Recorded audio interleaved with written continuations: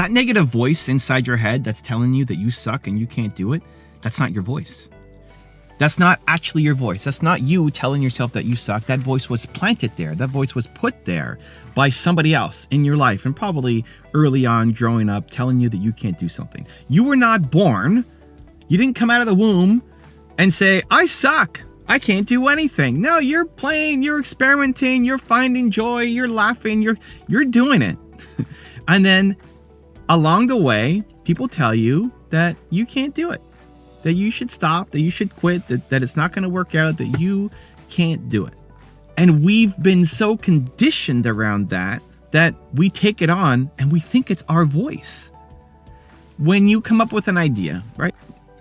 Just workshop this. You come up with an idea. It's like, oh, I'm gonna write a book. I'm gonna start a YouTube channel. I'm gonna launch this business. I'm going to whatever. You come up with your bucket list, your dream life, your vision board. You come up with a list of ideas, things that you think that you want to do, things that you feel confident that you'd love to create for yourself, right? Okay. What happens the next day?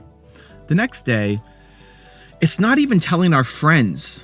You know, I think we blame our friends and say, well, we tell our friends and they're going to be negative and they crap on our idea, and so we don't do it. Well, before that happens, we crap on our own ideas, right? You look at that list the next day and say, I can't do that. Who was I yesterday? This crazy person that I used to be yesterday who thought I could do that. It's ourselves telling ourselves that we suck. But the problem is we've taken on that voice and we think that it's us. That's not your voice. That is not your voice telling you that you suck. That is somebody else's voice that was planted in your head, that has been conditioned to be there, that we're so used to being there that we have taken on as our voice.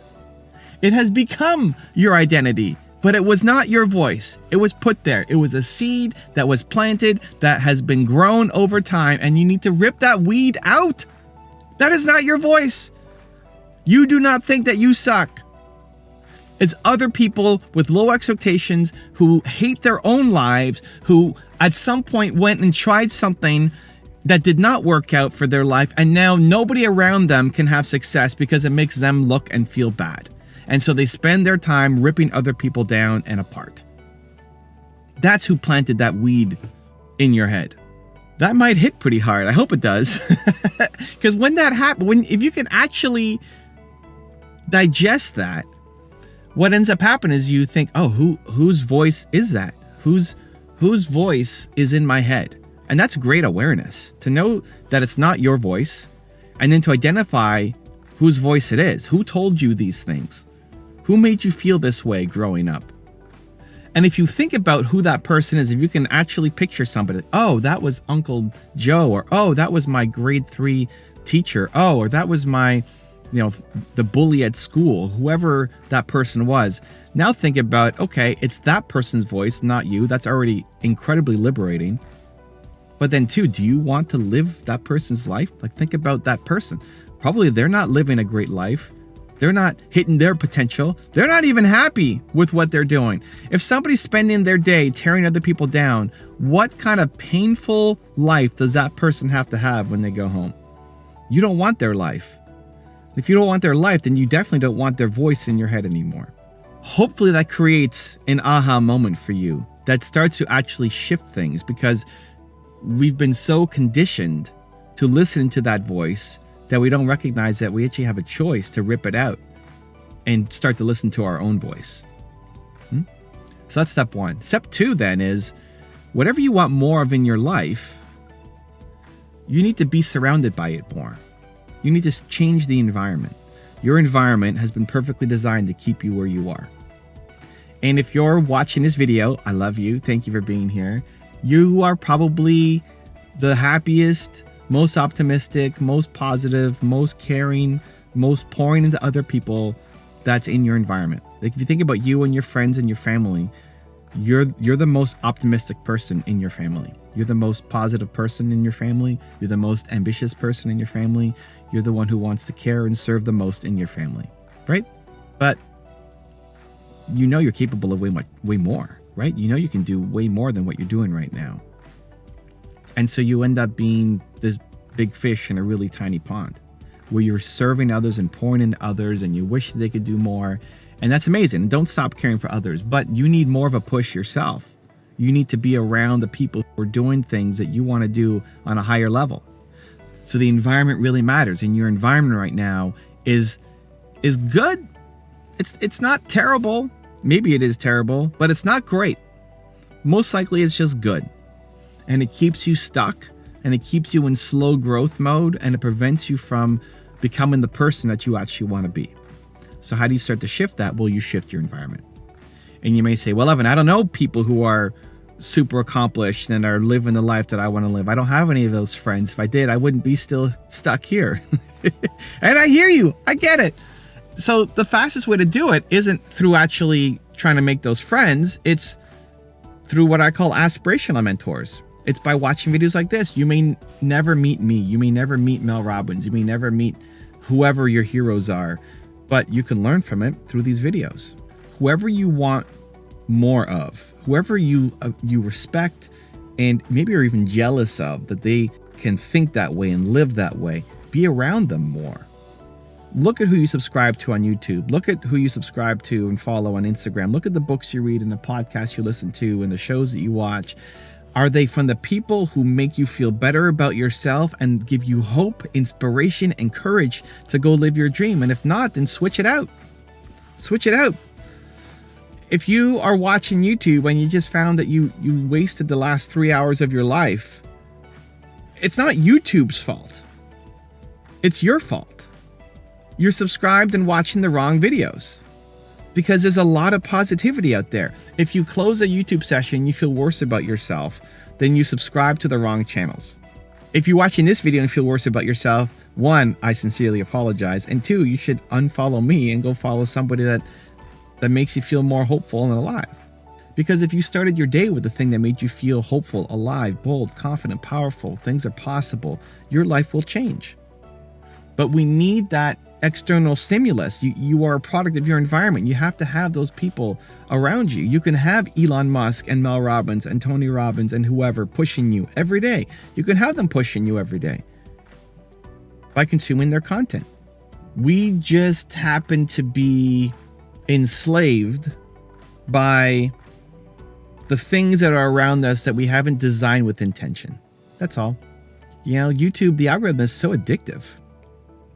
It's so addictive. You get one video that then takes you down another path, and now all of a sudden you've just watched 3 hours of videos on something that doesn't make your life better and you don't actually really care about. You just got sucked into the drama of a certain storyline. Has that ever happened to you?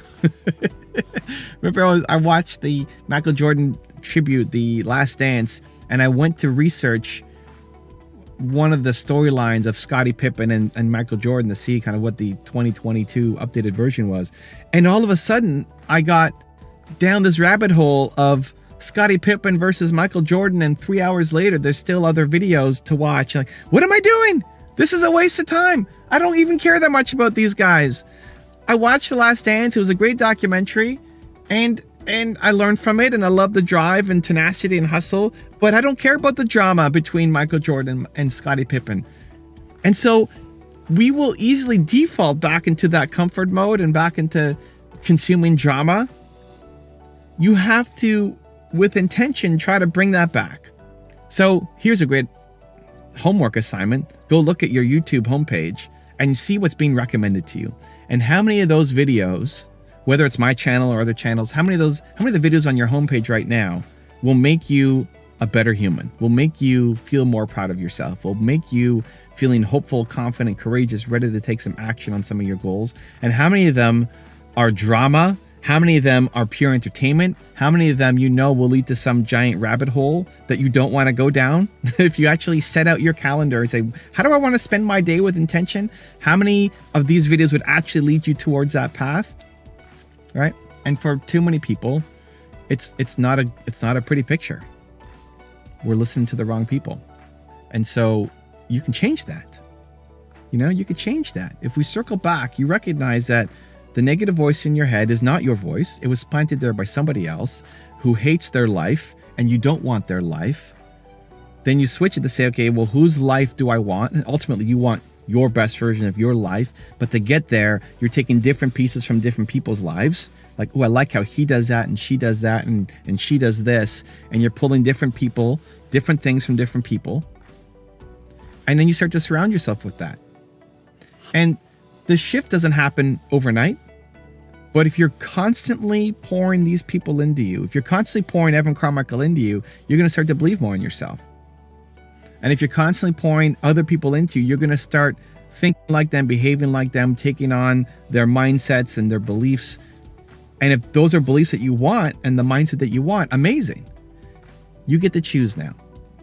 You're in control.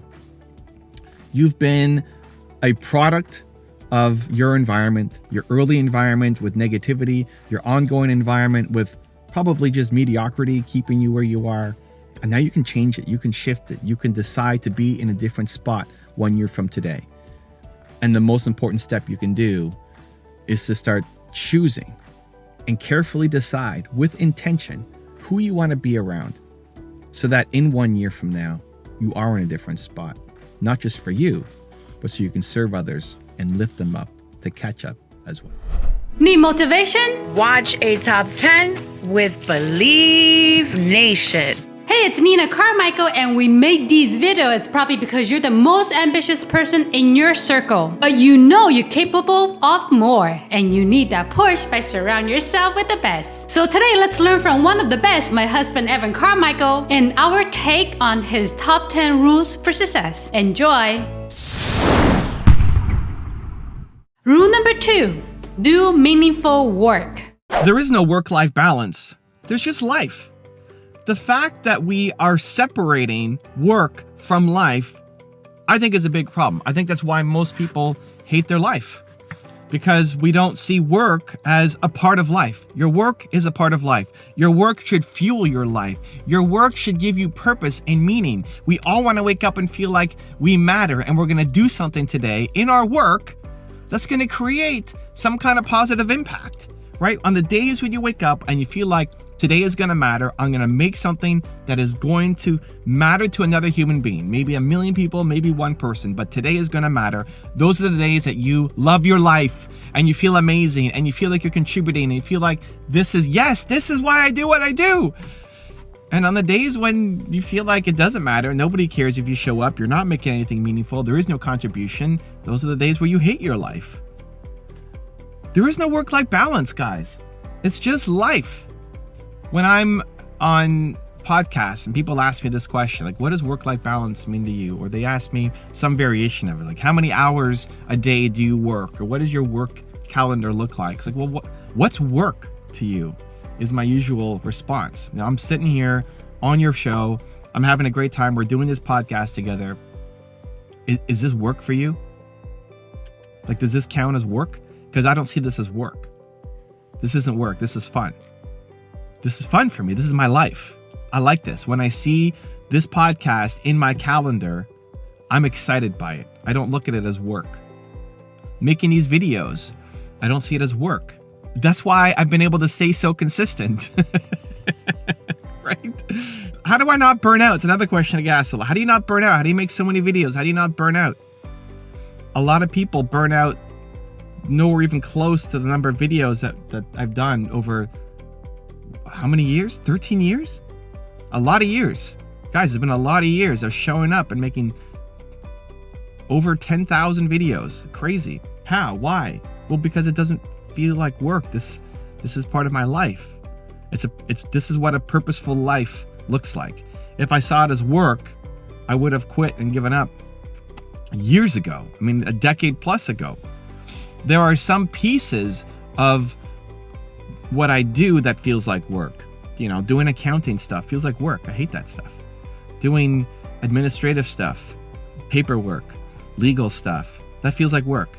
I burn out very quickly. I want to spend the least amount of time as possible on that. I want to hire people, have a great lawyer, have a great accountant, have a great bookkeeper, have people help me with that stuff because I do not enjoy it. It feels like work. And if my calendar was just filled with that stuff, I would hate my life. So I don't believe in work-life balance. I reject the premise of the entire question. It's just life. How do you want to spend your life? And this is one of the greatest things that we have as entrepreneurs. You get to decide what your life is. You get to pick the business you go into. You don't have a boss besides the customers, but you still also get to pick which customers that you work with.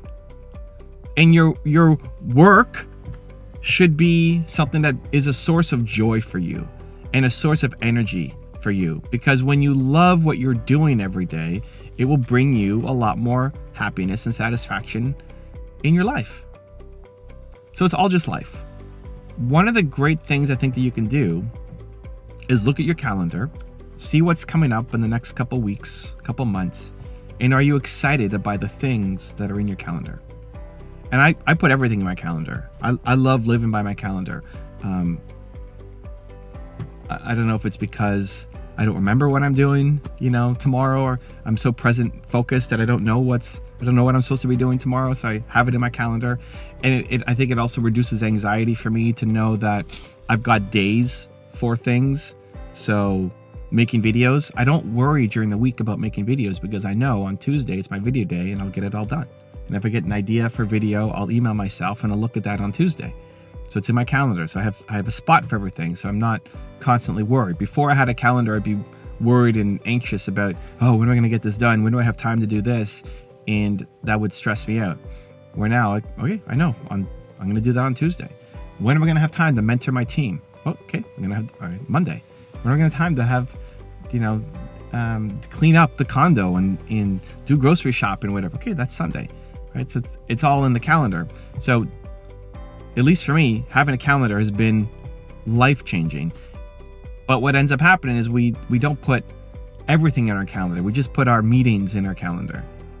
Where I put everything. I put time with Nina on my calendar, time with my son on my calendar, time playing League of Legends and Minecraft is in my calendar.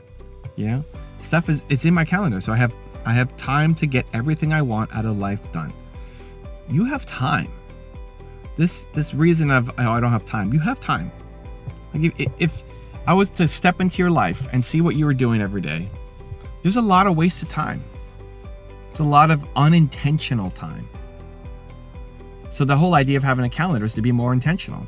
Be more intentional with how you're spending your time. And if you do that, then you can look at your week ahead, your month ahead, and are you excited? This is all life, right?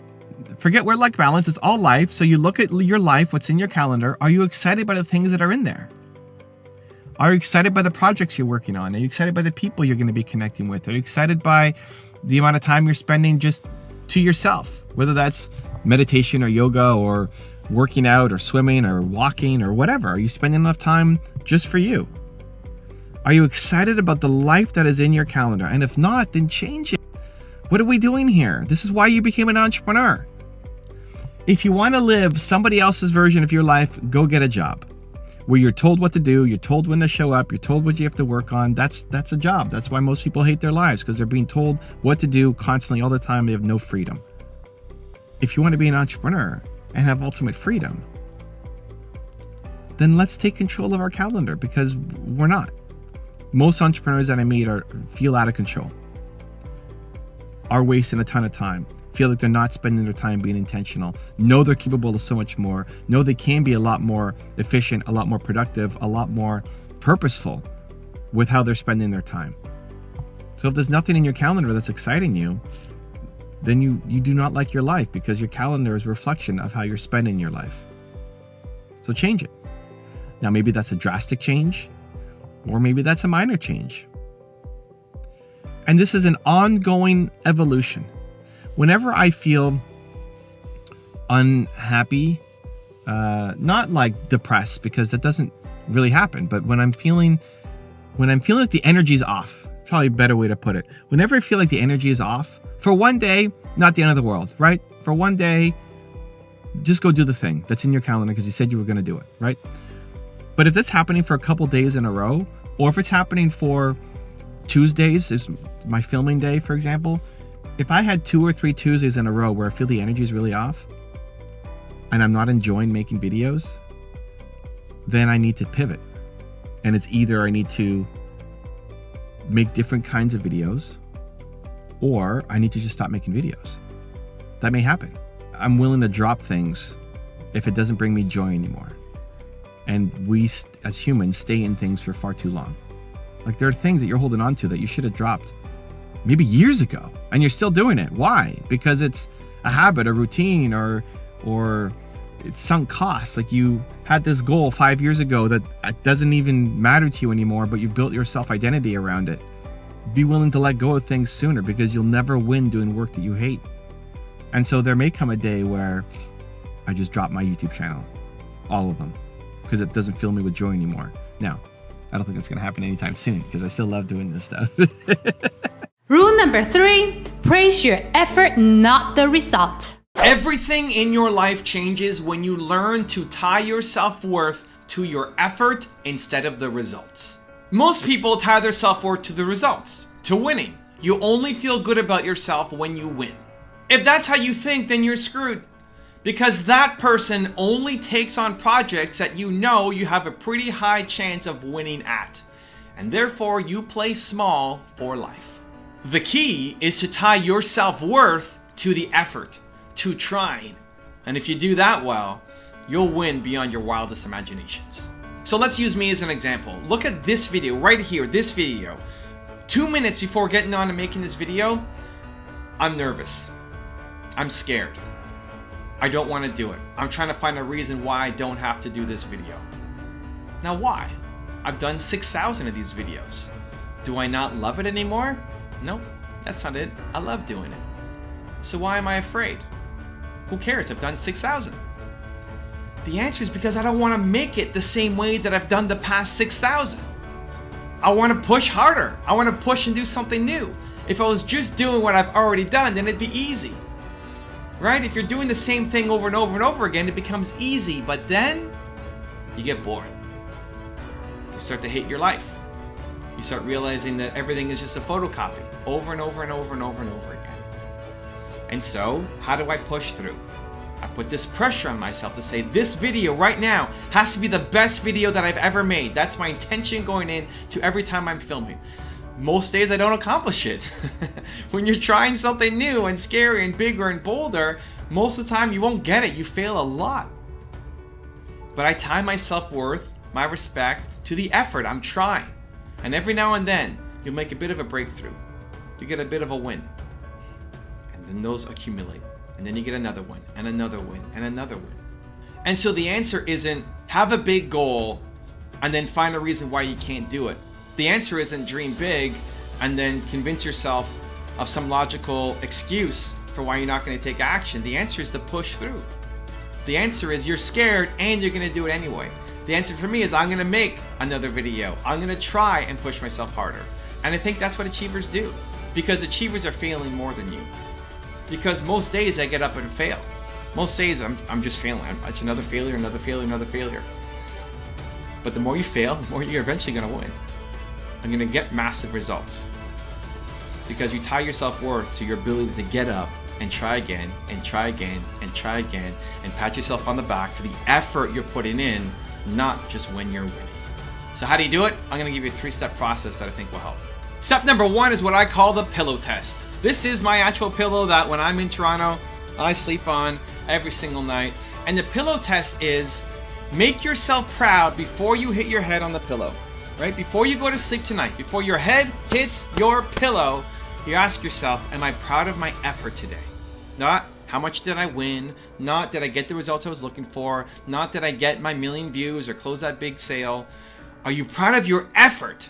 Are you proud of your effort? Can you put your head on your pillow tonight and say, man, I am proud of the effort that I put in? That's the test. That's the test for tonight. That's your test for tomorrow night, and the night after that, and the night after that, and the night after that. And the more that you get a yes, to say, yeah, heck yeah, I'm proud of my effort. You do that, you watch your business explode. Step number 2 is expect to suck at the start. Anytime you're trying something new, expect to suck. Don't expect to just try something new and it's amazing. This is where a lot of people fall down. You've had some success, you're at a certain level, you're going to try something new. Before you go up, you're probably going to go down. That's part of the experimentation process. It doesn't mean you suck as a human. It just means that you don't have the skill sets, the talents yet. You're trying something new. I haven't brought props in on my videos before. That was a new test. I expect it to suck.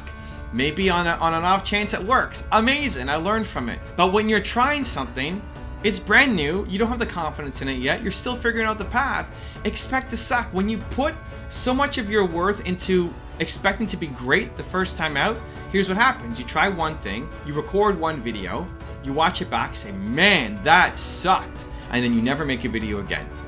Meanwhile, if you just kept doing it, you would eventually be awesome. You would eventually crush it. Go back and watch my first videos. Go back to my main channel, go back to the beginning, see where I started. I've kept them all up so you can see the journey, the progress of how much I sucked at the very beginning. It took me 350 videos until I wasn't embarrassed by my content. I was so embarrassed I couldn't watch it back. 350 videos, but I kept going. The problem is people are quitting on things too soon. You quit on something too soon because you're not getting immediate results. Expect to suck. It doesn't mean that you suck as a human. It just means you don't have the skills yet. How do you get the skills? By practicing. And number 3 is ask yourself, what would the most bold version of you do? I got this question when I was talking to my video guy, Danny, who came to me with a really important personal problem in his life at the time. And I said, what would the most bold version of you do? It just came out. Man, I love that. And anytime he doesn't know what to do, he asks himself that question, what would the most bold version of me do? It's a great question because it allows you to push through a lot of your fears, a lot of your insecurities, to force yourself to be bold. And you want to be bold. You're meant to be bold. You're meant to create amazing, wonderful things. You want that big vision of yours to come true. You are bold. You are courageous. But we don't live in that land very often. And so if you ask that question, what would the most bold version of you do today? What it does is wash away a lot of those fears and insecurities and gives you the answer that you're actually looking for. Rule number 4, keep practicing. Practice gives you ultimate freedom. The more you practice, the better you get at something, the more skilled you are at it, the more information you have, the more it actually allows you to play more, have more fun, be more flexible, and have ultimately more freedom. This is something I struggled with a lot in the early days of my speaking career. I was asked to speak at a bunch of events, and this is 20 years ago, I guess. I've had as a speaking career now, and I used to be so worried about disappointing people that I would memorize my entire speech. I would practice and practice and practice and practice and practice and just memorize my speech to the point where, word for word, it would be the exact same thing every time. And I thought that was good. I thought that's what you're supposed to do. Obviously, yes, practice makes perfect. Keep going, keep practicing, keep doing it. And what ended up happening was, yes, I delivered the same speech each time, but I think the worst thing you can do as a speaker is just give the exact same speech every time. We did a session of movement makers around signature talk. It was one of the most voted topics, was how do I give my signature talk? And I think having one signature talk is actually not great. I think you should be able to speak to the audience every time. Your job, if you're a speaker, is to give your audience a fantastic experience. And so it's knowing who's in the audience. Don't assume it's the same people every single time, right? So you have to be able to know so much about your subject that then you can have your framework that you operate in, but then give a lot more value to people by making it custom to them.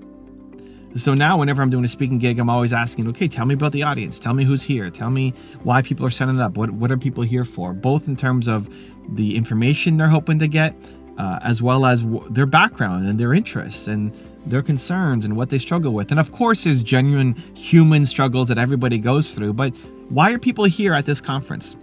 And so here's my process right now when I'm doing a speech or talk. They're going to have me come in, they're going to talk about belief or entrepreneurship or YouTube. There's going to be some set themes. You're not having me come to talk about my apple strudel recipe because I don't have one, right? I'm coming in to talk about things that are inside my domain. Perfect. And I could easily just get up on stage and talk, but I want to know who's in the audience. So before going, I'll ask them, tell me about the people who are going to be here. And then I'll frame my speech around a couple of key ideas that I think would be valuable to that audience, still sitting within kind of my usual domain. Perfect. I'll practice it. I'll practice giving a speech. I'll practice the points. At home, I'll practice talking to my dog. I'll practice on the airplane, on the way over, I'll practice to kind of get a sense of the stories that I want to tell that I think will be the right fit. But then the day before and the day of, I like to be there a little early to talk to people. One, makes me feel a little more comfortable, be able to connect to people in the audience. So it's not just people I don't know, but I've had a few conversations with people.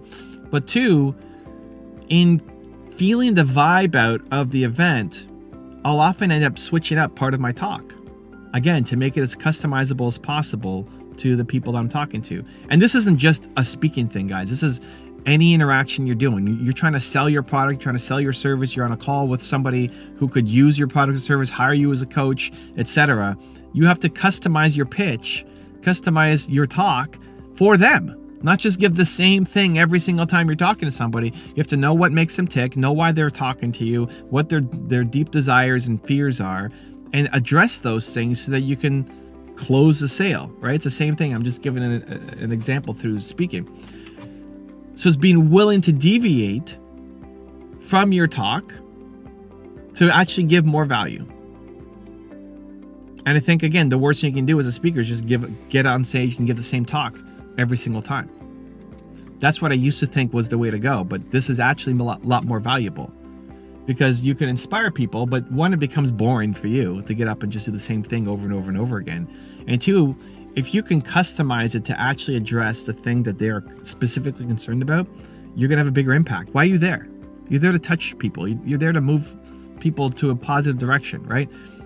Again, whether you're speaking or you're just talking to somebody on the phone, a potential client, why are you working with them? Yes, they're going to pay you, but why? You want them to get a result. You want them to move. You want them to make a change. You want to solve a problem for them.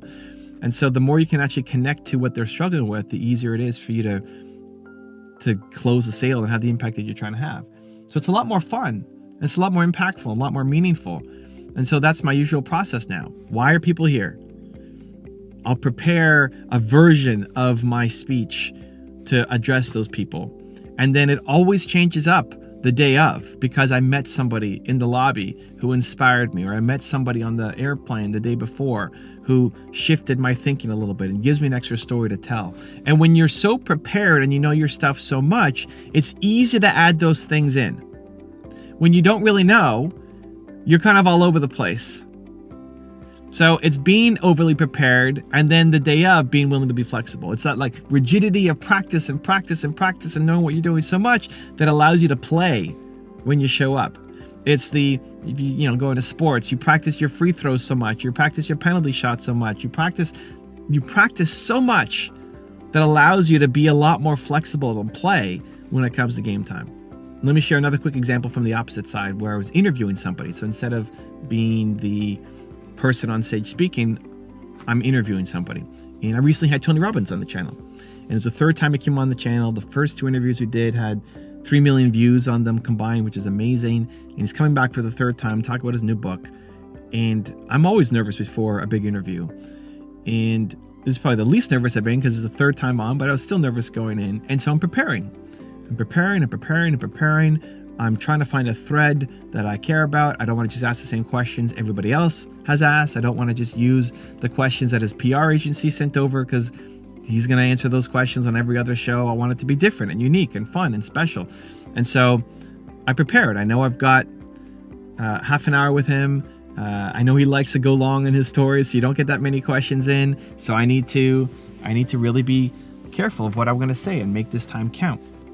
It'd be easy just to show up and ask, okay, why did you write this book? What does it mean to you? What do you hope people get from it? What was your favorite part about it? And then half an hour is done and you haven't really asked anything super meaningful. So I'm preparing. And I wrote down on a notepad file that I had open when I was talking to him, 5 questions that I wanted to ask.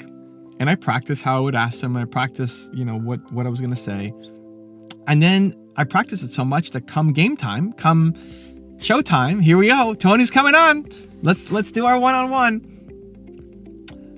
I was able to actually be present and listen to what it was saying and play ball with him, right? To throw and catch with him instead of just going to the questions.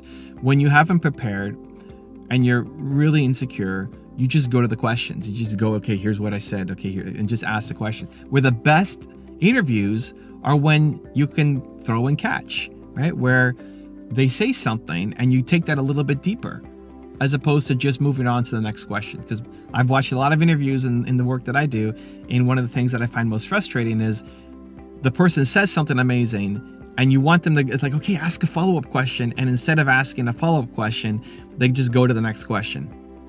Because the interviewer, it was never even listening to what the interviewee was saying. They're just so worried about getting the next question in that's all they're thinking about. And so like, okay, great. And then tell me about this next question without going deeper into the conversation. So I didn't want to be that kind of interviewer. Even I get it, because you're nervous.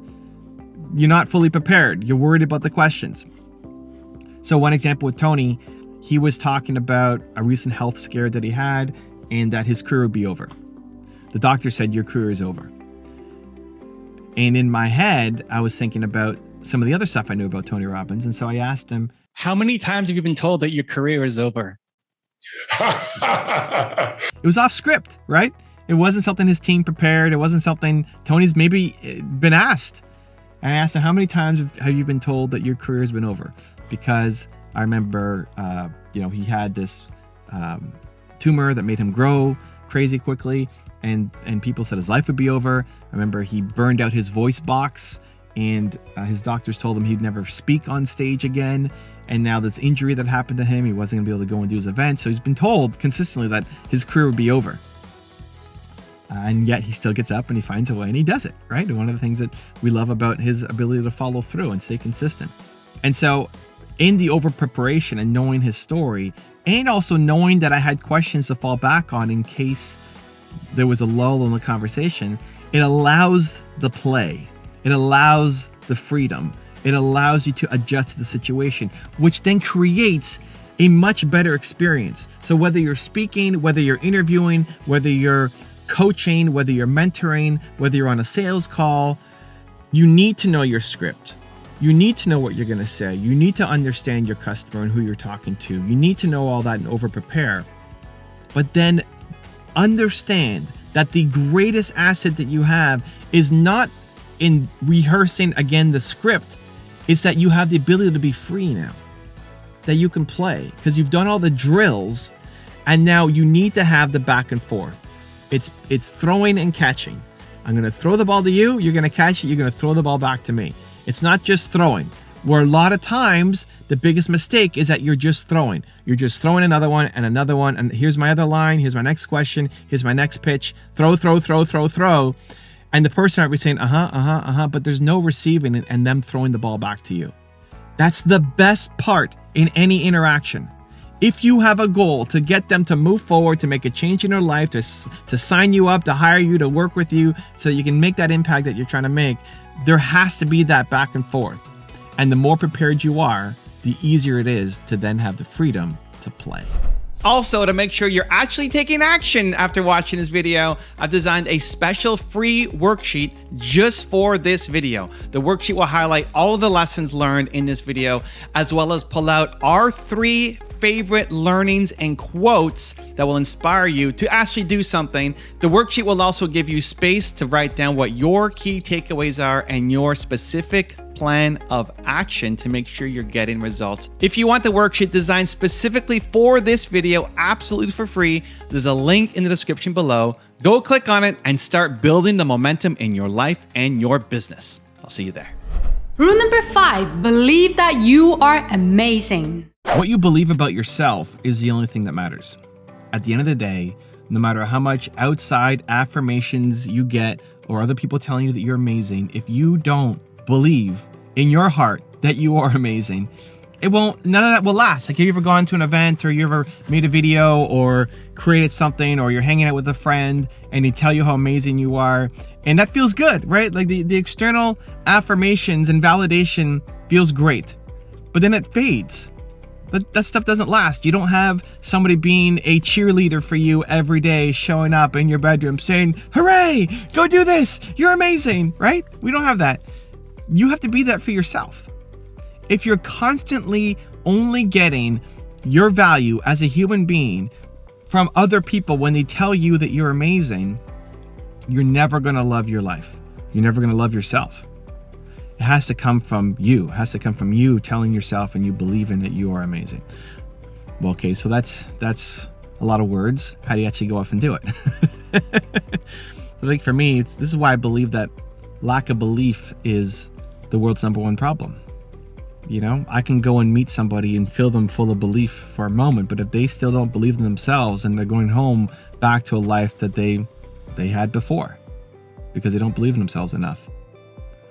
And so you have to design habits and routines and systems and schedules to slowly shift your belief in yourself forward every single day.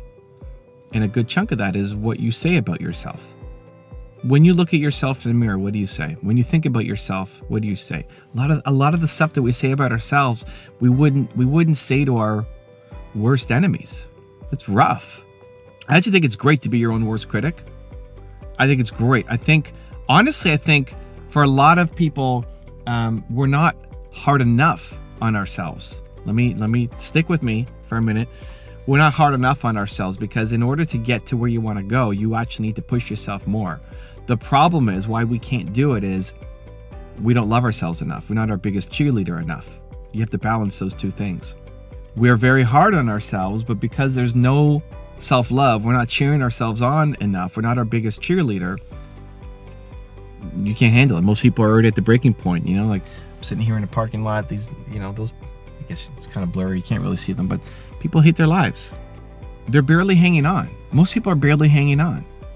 We're barely hanging on to what we're doing. We can post all these great things on Instagram or wherever and make it look like we're enjoying our life, but most people are barely hanging on. The people who are judging you for your life and telling you that you suck hate their own lives. They are barely hanging on. So how do we get through it? Well, yes, we can be harder on ourselves, but we need to balance that with more self-love. You have to remind yourself of why you're great, what you're proud of, what you're grateful for. And it has to be consistent. Otherwise, you'll never get to where you want to go. And when you love yourself more, that actually allows you to be harder on yourself. When you love yourself more and you actually feel it, you can push yourself harder. You can be more demanding of yourself because it's not going to push you over the edge because you're not tying your self-worth to you accomplishing that thing. And when you don't accomplish it, you feel like a loser. It's starting from a place of I'm amazing that allows you to be way harder on yourself. When I go to events, a YouTube event, for example, if I'm talking about anything entrepreneurship or YouTube related, I'm going in thinking I'm kick-ass. And because I feel that, I don't need to say that. Like a lot of times we feel like we need to say that because it's masking an insecurity, right? It's like those people who, we've seen those memes where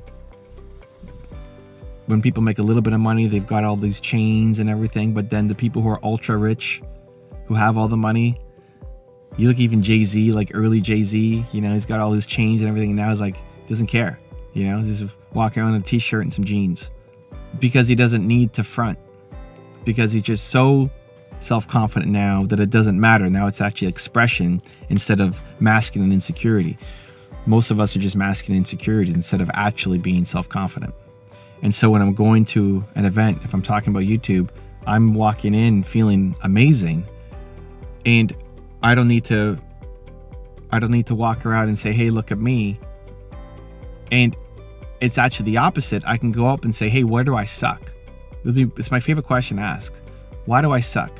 Where do I suck? Can you point it out? If I can find one person to tell me where I suck at something, how my videos suck, my thumbnails suck, I don't believe that they suck, right? I think they're amazing. But because I think they're so amazing, it allows me to go a lot harder on myself. And so people will give their honest opinion and say, hey, here's how I think it could be better. And so I think we need to do that more in our lives. We need to cheer ourselves up more. We need to cheer ourselves on more. So how do we do it? Let me share some practical tips for you to execute. Number 1, music in the morning. Every morning, one of the most important things that I do is I put music on.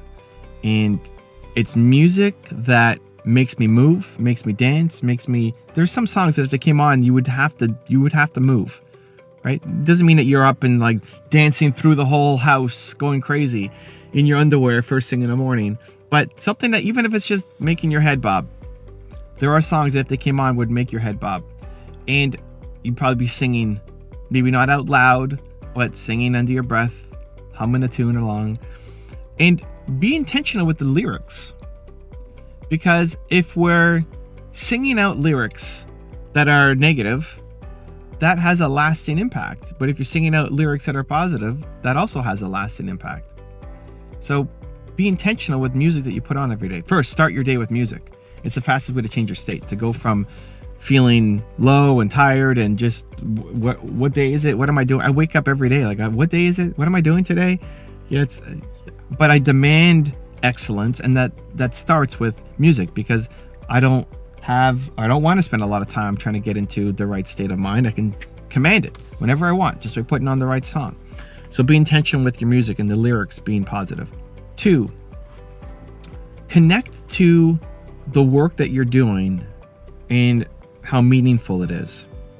So the next thing I'll do is I'll take the dogs out, and then I'll go for what I call a believe walk. And this is probably the most important part of my morning routine, is I go for a believe walk. And it's a minimum of 20 minutes and it's a maximum of an hour. And I'll go for a walk by myself with 20 pounds on my back. I'll go rucking. I'll walk to Tim Hortons usually, get a coffee. This costs $2, $2 something. So if I only had, what's the best money I spend every year? Well, it's the $700 of going on my believe walk and getting the coffee every morning. And I'm thinking about what's my intention for the day. And I'm thinking about what I want to accomplish today and the lives that I want to serve and the people I want to help and what I'm about to do today. And it's a mini celebration where most of the time we wake up like an accident, right? You wake up, you're probably late for something, you immediately look at your phone. What's on your phone? It's other people's demands for your time, other people's emergencies of what they think you should do with your schedule today, right? That's what's in your phone. All the DMs and the emails and the texts and the missed calls and all, it's all other people's agenda for your time. That is not an intentional life. We wake up like an accident and start falling into what other people want us to do today. That's not what you need to do, and you need to protect your time. So the morning, having a believe walk for me, if you want to go on your own, whether it's 20 minutes or an hour, that's really just a feel thing too. I don't book anything until 10:30 at the earliest in my calendar. Most of my meetings would be 11. First meeting would be 11. Movement makers and brandlytics, I'll start at 10:30. And before that, there's nothing officially planned or scheduled, so that it gives my morning free to do whatever I want to do. And so if I want to go for an hour-long believe walk instead of 20 minutes, I can do that because I'm thinking, because I'm brainstorming, because I'm going through an idea. I treat that as walking meditation. If you like to meditate. I mean, it's the same thing. I just find meditation doesn't really help me that much. I like something a little more active, so I go for my believe walks. Do those two things.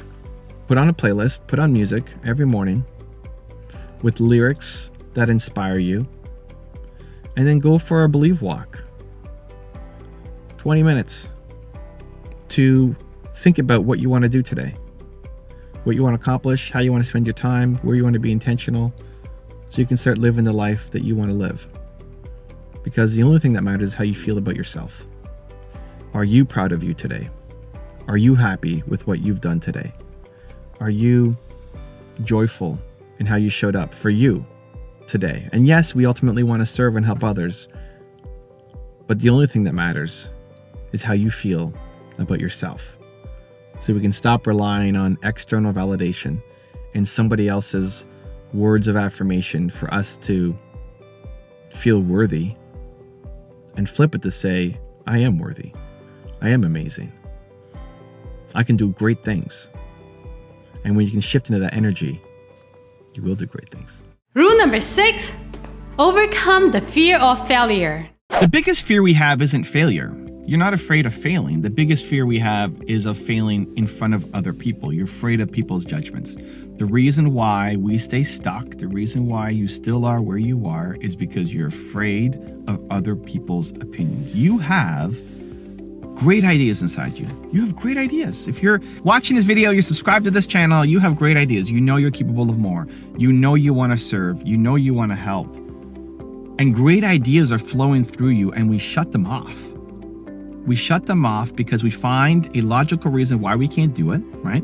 The logical reasons in our head are, well, the timing's not right, or I don't have the gear, or I don't have the connections, or, I'm in the wrong country, or whatever logical excuse that we come up with. Listen, it's based in reality. It's actually based in fact, because you're a smart person. You wouldn't believe a stupid reason. So the reasons that we're listening to are actually based on some kind of fact, but they're still an excuse. And underneath that reason why you can't do something is because you're afraid.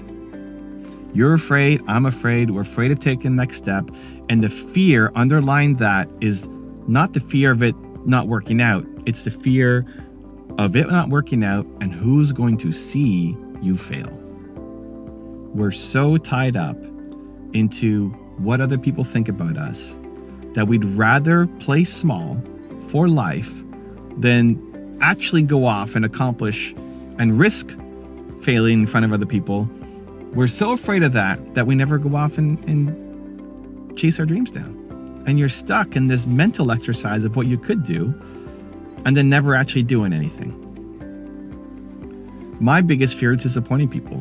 That's still fear of judgment. It's still fear of I'm going to show up and speak at an event and it's just not going to go well, that people will be unhappy with my speech. And I put a crazy amount of pressure on myself. And in my head, I think people are here, and if I struggle, then the whole thing is ruined, right? I remember I was speaking at Brendan Burchard's event, and it was in Puerto Rico, and people are paying tons of money to be here. It was a $30,000 to $50,000 mastermind, and everybody's got giant businesses, right? These are multi-million-dollar businesses, owners who are in the house. And it was a multiple day event. I think it was a 3-day event. And I'm speaking for one of them. Not even a whole day. I've got an hour or something of time, right, at that event. In my head, it's if I suck on stage, then people will freak out and be unhappy and say this was a total waste of an event. Where really, I'm a really tiny nothing part of this event, right? I mean, people are there to see Brendan Burchard, to see Dean Graziosi, to see the other speakers there. If any one speaker sucks, if Brendan sucked, that's a big deal because he's speaking for 80% of the time. If I suck for 1 hour, nobody's really going to care. Nobody's really going to be asking for a refund. But even though that's the actual answer, it's not the thing that's in my head. And that's what we need to fight. That's what we need to fight. Because I used to say no to opportunities because I was really deep down just afraid that I would not be able to deliver. I remember that I used to secretly hope people would cancel on me. I would secretly hope that interviews would cancel on me, that meetings would cancel on me. I remember I would book something out like it's 2 months in advance, right? I don't know if this has ever happened to you. If this makes sense, or if it's happened to you, let me know in the comments. I would book something out that was a month in advance or 2 months in advance. And so, yeah, I'm like, that's exciting. I'd happy to do that. And then on the day of, I'd look at my calendar and say, ooh, that's coming up. And I would secretly hope, I would check my email. I remember I'd be checking my email, hoping that that person would cancel on me to say, oh, I'm busy, or I got sick, or it's not going to work out anymore, and let's reschedule. And I remember I'd check in the morning, and I'd check 2 hours before, and check an hour before, and check half an hour before, and check 10 minutes before. And like, if there was no email, then I would go ahead and do it. So I'm losing insane amounts of productivity, right? Like how many times am I checking my email before this thing happens? Losing insane productivity, and also not actually serving, right? Not actually living my mission, my message, not actually being proud of myself for what I'm doing. And it almost always worked out. Like I never had an interview or a meeting or something where I just massively underperformed and actually sucked, right? That never really happened, but I was always afraid of it happening. And so I had to teach myself, this is what I want to do. Like the only thing worse than me not doing this is is me doing this and canceling, right? Or me never doing an interview and me never doing a meeting. And just recognizing that it was just fear talking. And again, the fear is of me disappointing people and failing in front of somebody else. I'm sitting here filming in the car. Nina just came back. We love you, Nina. Nina's doing some grocery shopping, and I'm filming here, in the car. We got the dogs here in the back seat. Timo's chilling. And this used to make me afraid. That, look, there's a guy who just pulled up next to me. He's not watching. But in my head, it'd be like, this guy's watching. I'd be afraid of filming in a parking lot, be afraid of filming walking down the street. I'd be afraid of filming with my sister in the room. I used to be afraid of all of that. So what is that? It's just fear of other people's opinions. Why am I afraid of this guy? Why am I afraid of that guy? I don't know that guy, right? Why am I afraid of him and his opinion? First off, he doesn't even care, right? He's not even looking at me. He doesn't even care. Maybe he never even noticed that I was filming, period. Right? So we think people care. They don't care. On the off chance that he actually cares, maybe he is judging me and thinks I'm crazy holding this camera up with the tripod in my hand. Maybe he thinks I'm crazy. Great. If somebody's leading with that, then they hate their own life. Like if somebody's leading with just negative judgment, he's got his own issues to deal with that have nothing to do with me. Or maybe he's inspired. Maybe this guy goes, look, he pulled out his phone. Maybe he's making his own YouTube video. Maybe he's inspired. Maybe that guy is now going to be the next YouTube sensation. Let's go. So we assume that everybody's going to watch us. Everybody's only looking at us, and we're going to disappoint and be a giant failure, and everybody's going to laugh and ridicule us, right? Like that's the thought that's in our head. Where the reality is, most people don't care. Most people, right? Like 90% of people don't even care. 5% of the people might judge you, and they're in a really negative spot themselves. And the other 5%, maybe they're inspired by you, and they see that and they go and do something with their life. But you playing small and listen to that fear instead of actually taking some kind of action will always lead to a negative spot. Like you know that you could do more, you want to do more, you want to serve on a bigger scale, but listening to that fear instead is keeping you stuck. This is one of the biggest problems for entrepreneurs, is that you have all these great ideas that are flowing through you, right? You've got an endless list of ideas. How big is your list of things that you could do that you get excited by when you look at them? And then how many are you actually doing? Well, not very many.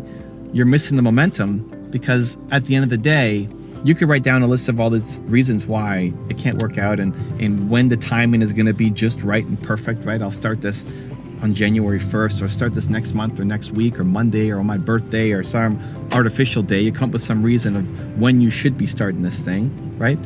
But if you actually examined it, if you actually took a little step back and looked at your goals that you haven't hit, that you haven't started, that just remain an idea and you've never taken momentum on, if you actually took 5 minutes to step back from it, create a little distance and look at them and look at your list of reasons why you haven't started, really, it's just fear.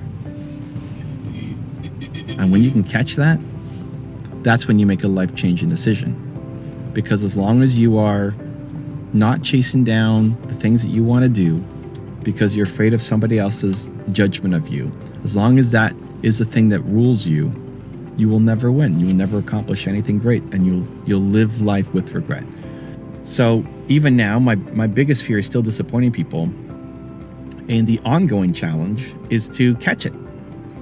And when you can catch it, and when you can no BS catch it, to say, I'm just throwing up a bunch of excuses, but really I'm just afraid. When you can catch it, then summon the courage to go do the difficult thing. Summon the courage to say, I'm gonna take this fear head on. Because as long as that fear runs your life, you stay stuck. And every time you catch the fear and you do it because of, not just feel the fear and do it anyway, feel the fear and do it because of, you start to teach yourself to be a little stronger, a little more courageous, and you move a little bit closer to becoming the person that you are capable of being. Rule number 7, follow through. Most people don't get what they want because you don't follow through enough. You just don't follow through. It's based out of insecurity. You start and stop. You're afraid of hurting people's feelings. You're afraid of what they're going to say about you. You're afraid they're going to judge you. And we're afraid of having that L on our personal resume, and so we stop and try to do something else where we're seeing more immediate results. But if it's your goal, if it's your dream, you have to follow through. One of my favorite stories is with Brendan Burchard, and I went to speak at his event in Phoenix, and I knew of him, but I didn't know him at the time. It was his business partner that had me come out to his event and hired me to speak there, and that's where I met Brendan for the first time. And he asked me, "Hey, what are you working on? What can I help? What's next for you?" And I said, "Oh, I'm working on my book." And he said, I'd love to help. I'd love to give you some feedback on your book." Like, I am definitely down for that. Let's connect. And he asked me what my phone number was, and at the time I didn't have a phone. I didn't use a phone number. And I said, "How about email?" And he said, "Ooh, I'm not really good on email, but if that's the only way, then let's do email." So we exchanged emails, and I didn't hear from him, so I followed up and I said, "Hey, Brendan, thank you. Great event. Love to talk about the book like you suggested," and didn't hear back, and followed up a couple weeks later and didn't hear back, and followed up a couple weeks later, and then he said, "Oh man, thank you. I'm super swamped right now, but let's either come out to my place and we'll do a jam session, or I've got this event coming up, maybe you can come be there." I said, "Yeah, I'm down for either. Which one do you want to do?" And didn't hear back, and then wrote a couple more messages and didn't hear back. And here's what's really important.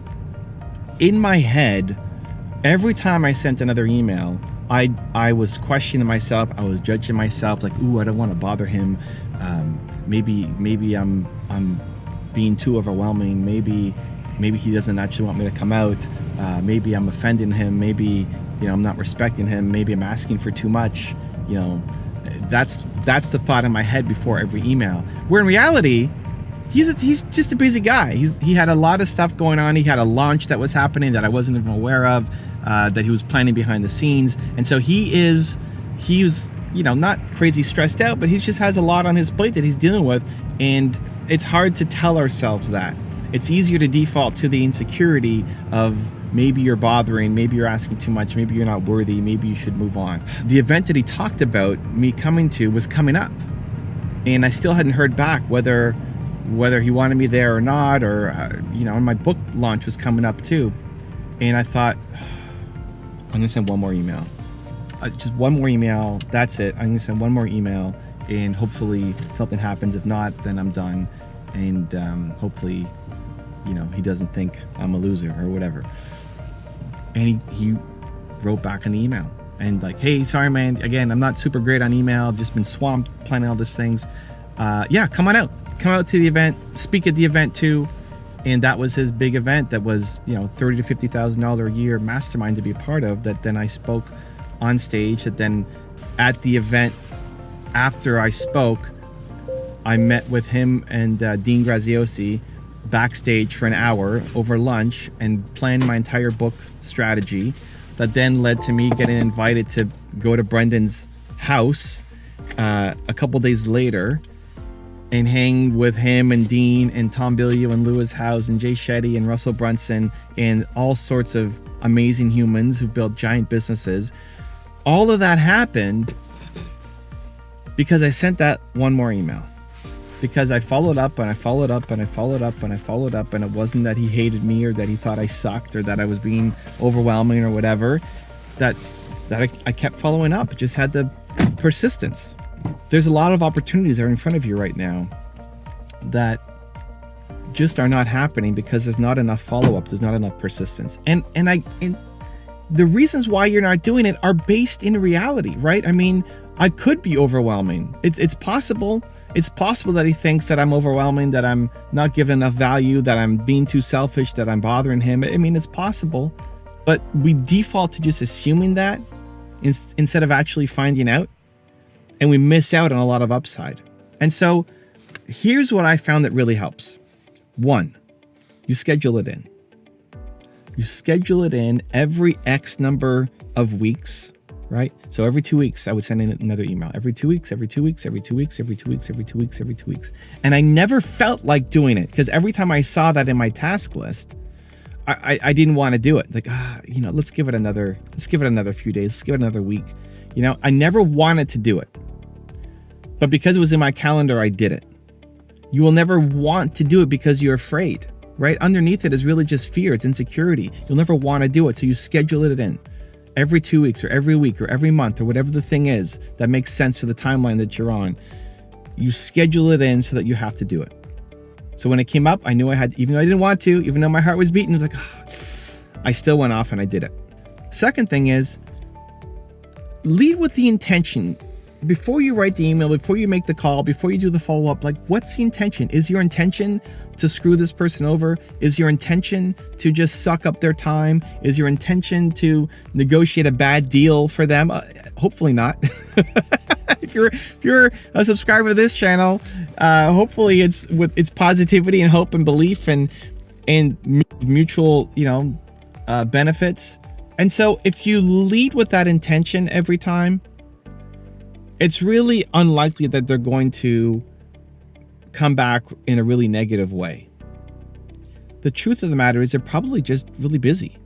Maybe they're doing something insane in their life. Maybe they have a health scare. Maybe they're in the hospital. Maybe their mom's in the hospital, right? Like, you never know what's going on behind the scenes. And if you lead with intention as opposed to a copy paste email or just some kind of spam, if you lead with, I love this person, I want to do something with them, I want to help, I want to learn. Like, if that's a positive intention going in, your call, your email, your follow-up will just be a lot better. It'll be a lot better. And people will feel it. I forget who it was. I want to say it was, no, I forget who it was. I'm thinking Princess Di, but I don't think it was her. I don't forget who it was, where she would say, before I send an email, I would always smile. I would think about the person and I would smile before I wrote an email or wrote a letter. And it would always change the vibe of the letter, right? Like, if you're thinking love, kindness, smiling before you make a video, before you do a DM, before you do an email, right? Like, if you're thinking that, chances are you'll make them smile. Like, if you're smiling before you do it, you're probably going to make them smile. And so just taking that little pause to reflect on what is my intention here, instead of defaulting to insecurity and the stress on your side, default into, let's lead with positivity. Let's smile. Let's lead with love. You'd be amazed at how many great things happen. So those two things. One, you put it in your calendar until you get a response. Like, if somebody says no, okay, at least you got a response. But again, it's likely to be a loving no, because you followed up so many times and you've always led with a positive intention and love and kindness. They might just say, I'm just, you know what, I can't do this right now, or I'm not interested, or hey, sorry I haven't gotten back to you, let's do this, right? A lot of times it's just the timing. A lot of times your timing is way off, and it's not your timing, it just doesn't fit into their life or their world right now. But in 2 weeks it might, or in 2 months it might, or in 2 years it might. And if you're following up every 2 weeks, every 2 weeks, every 2 weeks, every 2 weeks, and you're leading with love and kindness and with a positive intent, amazing things will happen. You have a great mission inside you. You have a desire to serve and to help and to create great things for the people who you work with, right? Like, that is at the core of who you are. And that needs to be spread. And at the beginning, when people don't know who you are, it's a little harder to get attention and get on people's radar. But if you are consistently following through, even in the face of not getting any response, you just consistently, because it's on your calendar, you're consistently following through, and you're leading with the intention of love, kindness, positivity, great things will happen. I promise you, great things will happen. Rule number 8, radically change your life. To change your life, you have to be willing to change your actions. The definition of insanity is doing the same thing over and over and over again and expecting a different result. If you want to change your life, you want to be in a different spot, you have to be doing different things. Now, if you love your life, great, don't change anything. Or you love pieces of your life, don't change anything about those pieces. But if you are not happy with where you are at, you must be willing to do different things. Otherwise, you will stay stuck forever. I was doing an Instagram live yesterday with a young entrepreneur. He wants to be a speaker and he wants to share his message, and he's constantly facing self-doubt and fear and insecurity, and nobody's watching the stories, and he's not good enough, and who am I to share a message? And in our IG live, one of the things he said was, well, I'm not comfortable doing that. We're talking about making content, and some days he's on top of the world and he feels great, and other days he's not, and he doesn't feel comfortable getting in front of the camera. And he started going off and telling me a story. Like, stop right there. When you say, I'm not comfortable doing that, we have to identify that as a trigger to go. Saying, I'm not comfortable doing that. Now, if it's against your values, I get it, right? You're not comfortable. You know, I'm at Costco right now. Nina's going shopping in there. I'm not comfortable robbing Costco. Perfect, okay? That's outside my value system. That's totally different. Most of the things that you're not comfortable doing are failing in front of other people. At the end of the day, that's what it is. You're afraid of being judged. And so we're not comfortable doing that thing. You'll fail if nobody else sees it, if it's just you. But you don't want to fail in front of other people. And that can no longer be a good enough reason. Because if you only do, think about this, if you only do what's comfortable, you stay in your comfort zone.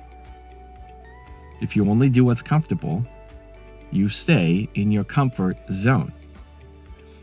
And therefore, you hate your life. Because if all you did was wake up and do what's in your comfort zone, do what is known, do what is comfortable, do what you've always done, you're going to hate your life. And this becomes the curse of a lot of entrepreneurs, is you know you're capable of more, you know you want to do more, you know you have more in your heart to go off and serve. You want that. You can see it, you can touch it, you can taste it, you can visualize. It's like, I want to be there. I want to do that, right? Has that happened to you? Can that relate to you? You know you want more, but you're afraid to go off and do it, and you fall back down to comfort. At least consistently. You might have these moments of greatness and boldness and willingness to go do something, but we fall back down to comfort. And if you stay in comfort, you will never accomplish your great goals, because everything you want out of life is on the other side of your comfort zone. Everything you want out of life.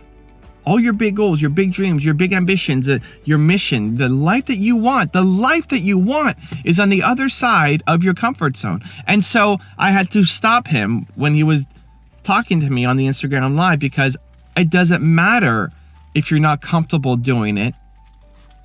It's actually the opposite. Because you are uncomfortable doing it, now you have to do it. Because you need to train yourself that you do uncomfortable things. The fact that you have accepted being uncomfortable as a good enough reason to stop is the big problem. I don't care what other story you're gonna tell me afterwards. I had to stop the conversation at that moment, because I could not allow him to continue with the mindset of, I'm uncomfortable, so I'm going to stop.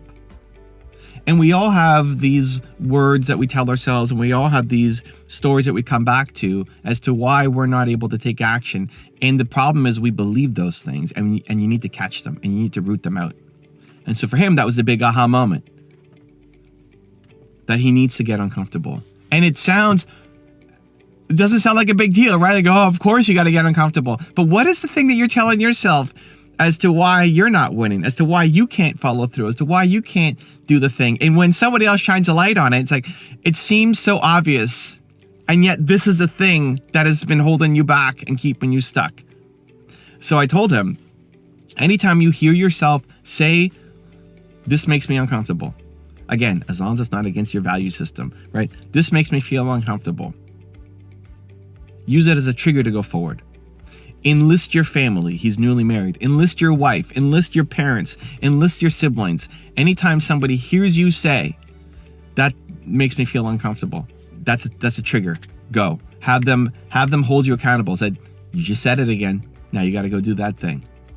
As long as it's not against your value system, right? For me, it's scary, difficult, and hard. I would accept scary, difficult, or hard as good enough reasons for me not to go off and do the thing that I wanted to do. I want to make videos. Oh, that's scary. Like, oh, okay, I can't do it. I've just accepted scary as a good enough reason. And so if I never do things that are scary, I will never accomplish my big goals. When when I was thinking about doing my tour in 2019, when we hit 23 cities, 90 days, I thought that was too difficult. Like I was afraid to get on stage, and here I am now facing my fear every 4 days in a new city. I've never done a tour, and instead of just doing a small tour of 3 cities or something, like 23 cities, 90 days, a quarter of the year on the road straight with my wife and my cameraman. Okay, let's go. Because I do difficult things. Because I want to train myself that I do difficult things. Because again, my dream life is on the other side of me doing difficult things. If I only do what's easy, I'm going to eventually hate my life. This is where we get stuck.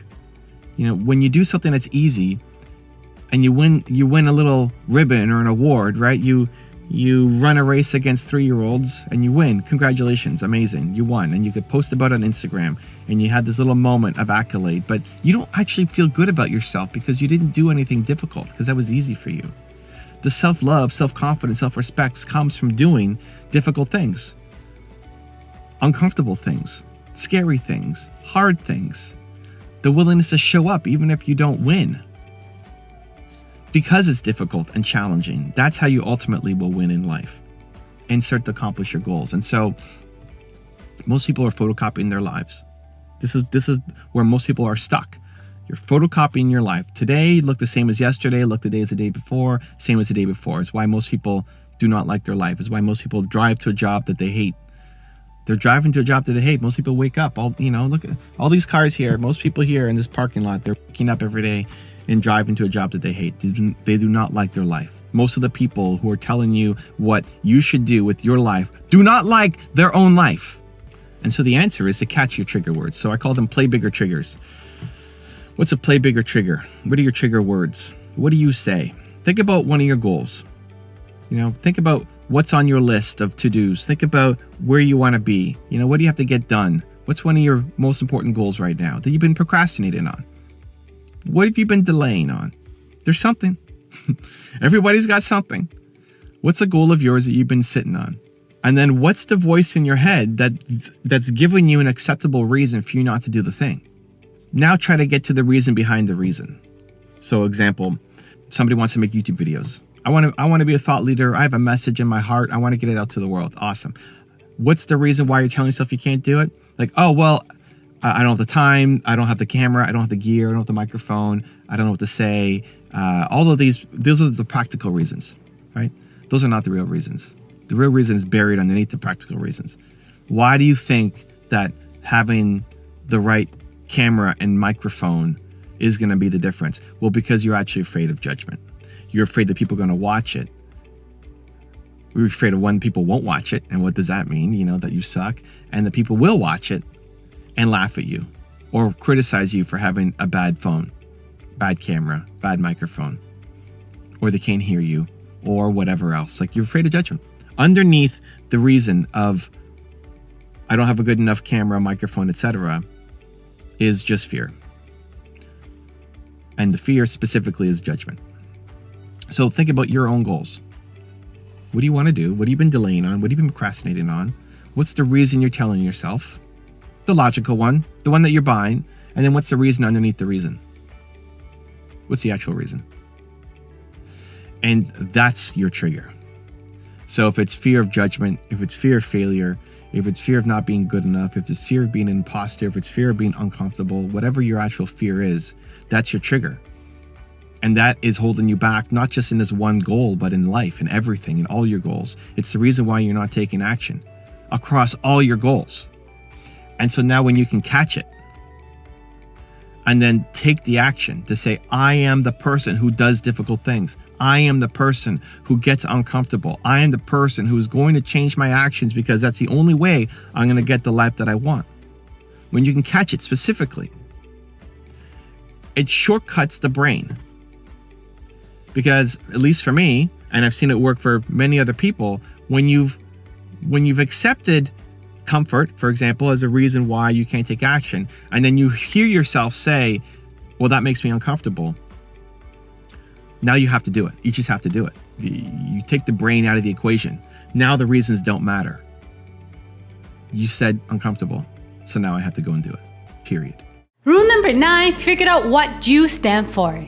The biggest hack to stop caring about other people's opinions, to stop living other people's version of your life, and to start actually feeling happy and proud of yourself, the biggest hack to doing that is to figure out what you stand for, to figure out your single most important core value. I believe that everybody has a single most important core value. And when you figure that out, it gives you a lot more clarity, a lot more direction, a lot more confidence, and allows you to start to do things that you never thought were possible. All of a sudden, that idea that you've got of, oh my gosh, I could do this thing, but then never taking action on it, things start to happen for you because you have that clarity of value. So I wrote 2 books on this, Your One Word and Built to Serve, and we go through the process of figuring out your one word or your who.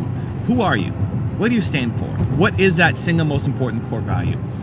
One of my favorite activities that I go through, I call it the 5 essential questions, but the most important one there, I find usually, is asking people, who was your favorite teacher growing up and why? So if you've understood the concept of, hey, I need to have a core value, I need to know what I stand for, I'm tired of being on quicksand, I'm tired of living other people's version of my life, okay, great. How do I figure it out? Do I just pick one at random? Do I just read a book? Like, how do I actually figure out what I stand for? Well, asking yourself that question, who your favorite teacher growing up was and why, I think is critical. Think about it. You've had how many teachers in your life? Think about your school, elementary school, high school, university, if you went to a college, other teachers you've had lots of teachers growing up. And chances are, most of your teachers, if you walked past them on a street corner, you wouldn't recognize them. That's how little of an impact they've had on you. Think about your high school teachers. If they walked past you right now, you wouldn't know who they were because they had no impact. But there's always that one teacher that stood out. There's one teacher that stood out for you. Why? It wasn't because they taught you grade 8 math. It's because they made you feel different as a human. They gave you something more than just a subject matter they were teaching. And that gives you a clue. Why did you like that teacher? Gives you a clue as to who you are and what you want to spread into other people. So, quick example. My favorite teacher growing up was Madame Farr. Madame Farr was my grade 12 French teacher. And I didn't love her because she taught me French. I barely use French on a day-to-day basis. What she taught me was to believe in myself. I was a B and C student going into my last year of high school, and she would meet with me every week. Before school started, once a week, we'd sit down, we'd chat, we'd talk about life, we'd talk about school, we'd talk about where I was at, we'd talk about what was on my mind. And in those conversations, she made me feel like I could do more. That her belief in me created more belief in myself. And in that last year, I went from being a B and C student to straight 90s, straight A+. I was still the same guy. I still had the same ability and the same talent. You know, she wasn't passing me the answers to the test that I had. It was just that belief in me that she gave me that allowed me to go off and start to perform more. So I think that's the most important question you can ask. Another one you can look at is, what was your favorite movie growing up and why? What's your favorite movie of all time? Why? There's so many movies that you've watched. Most of them you don't remember, but there's one that sticks out, that really stands out for you in some way for some reason. My favorite movie is Seabiscuit. It's about this horse that is way too small. It's about this jockey that's way too big. It's about this owner that's bankrupt. And somehow they all find each other and start winning a whole bunch of races when they shouldn't be, you know?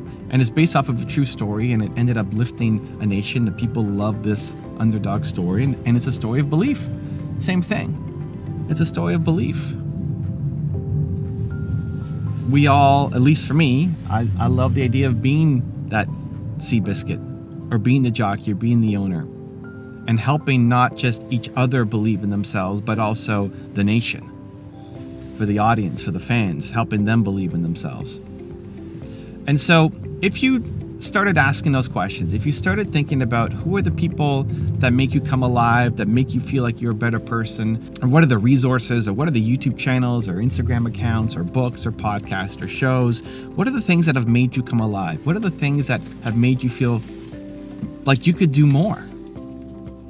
And then next to each one, write down a couple of words. So your favorite teacher growing up, who was it? And then why? 3 words to explain why. Your favorite movie of all time, and then 3 words, why? And what you'll find is, as you do this exercise, you'll see some similar patterns. You'll see some words pop off the page. You'll see that same word come up a couple times. That's your who. That's your single most important core value. That's what you still need more of in your life right now. And that's what you want to give to the world. The other great part about it is that will be with you for life. This isn't something that we want to change. This is who you are. This is your best version of you. At my core, I'm the best when I believe in myself. And my biggest problem is still, I need to believe in myself more to get to the next level. When you figure out your most important core value, your who, your one word, it's still what you need right now. My biggest challenge right now is that I don't believe in myself to hit the next level. And it's what you want to give to the people around you. If you're watching this, you're probably an entrepreneur. You want to give to the world. You want to have a big mission. You have a big message. But some people, like Nina, who was just here, she doesn't have a big message, but she wants to help the closest people to her. We all want to feel like what we do matters. We all want to feel like we're having an impact on people, whether the closest people to us or to the world. But we're stuck and we're lost and we need guidance. And if you feel like you have all these ideas, but you don't know how they all make sense, and you don't know that you feel like it could be something, but you don't know how to get there, there's not enough momentum happening, it's because you're not in touch with your single most important core value. Here's an example. If I'm struggling to do something, I'm struggling to get on stage to speak, I'm struggling to turn on the camera to make a video for you, I'm struggling to launch my next project, I get an idea and then I say, I can't do that. What do I need? At the end of the day, what do I really need? Like, what's the thing that's going to turn that idea into actual action? I need more belief. And so when I can catch myself procrastinating, finding excuses, saying no when I shouldn't be, I can quickly reverse it by saying, Evan, you need to believe more in yourself, because that's at the core of who I am. And when I can catch it, then it gives me the courage to go off and do it, to record the video, to get on stage, to launch that project, to say yes, to say yes, to say yes. I think of Alex, who helps me run Toronto Dance Salsa. His who is belong. He needs to belong more with himself, and he needs to spread more belong to the world. And whenever he's not happy, and whenever he's not following through, and whenever he's not hitting his goals and doing the work, it's because he doesn't feel like he belongs. Doesn't feel like he belongs to himself, and he doesn't feel like he's spreading belong to the world. If you are stuck, if you are going too slow, if you have all of this unrealized potential inside you, the thing that is missing is you not following through on who you say you want to be. You're not matching that potential. How you make it practical is to figure out your who. Because every time you come back to that and say, I just need more of X, I need more hope, I need more freedom, I need more belief, I need more belong, I need more love, I need more care for myself, and then to spread it to the world. And when you can feel that, when you can actually feel that, it'll dramatically change how you show up. All of a sudden now you're making progress where you weren't before. You're accomplishing more in a day than you were in a year. You've released the chains. You've given yourself wings. You've given yourself the permission to actually go off and do the scary thing that's inside you, because now you know who you are. Figure out your one word. Figure out your who. Watch your life change. Rule number 10, the last one before our very special bonus clip, focus on who you serve. Focus on who you are serving instead of who you're not. That one sentence is at the core of how I've been able to stay so consistent, to keep making content, to not give up, to not get too discouraged, and to get back up every single time and keep going, because I focus on who I am serving instead of who I'm not. I just recently spoke at Brendan Burchard's Influencer Summit, and I shared my graphic of how I've grown over the years on my channel. Every time I show that graph, they always ask me, how did you keep going? In the first 5 years, when you had no subscribers, when you had no comments, how did you keep going? And how did you make so many videos? How did you not burn out? How have you made 12,000 videos over 12 years? How do you keep doing it? And I don't think I'm superhuman. I don't think I'm extra special. I think I had actually more problems than most. I'm shy, I'm introverted. I was afraid of the camera. I felt like only egotistical people put themselves on camera and told their story.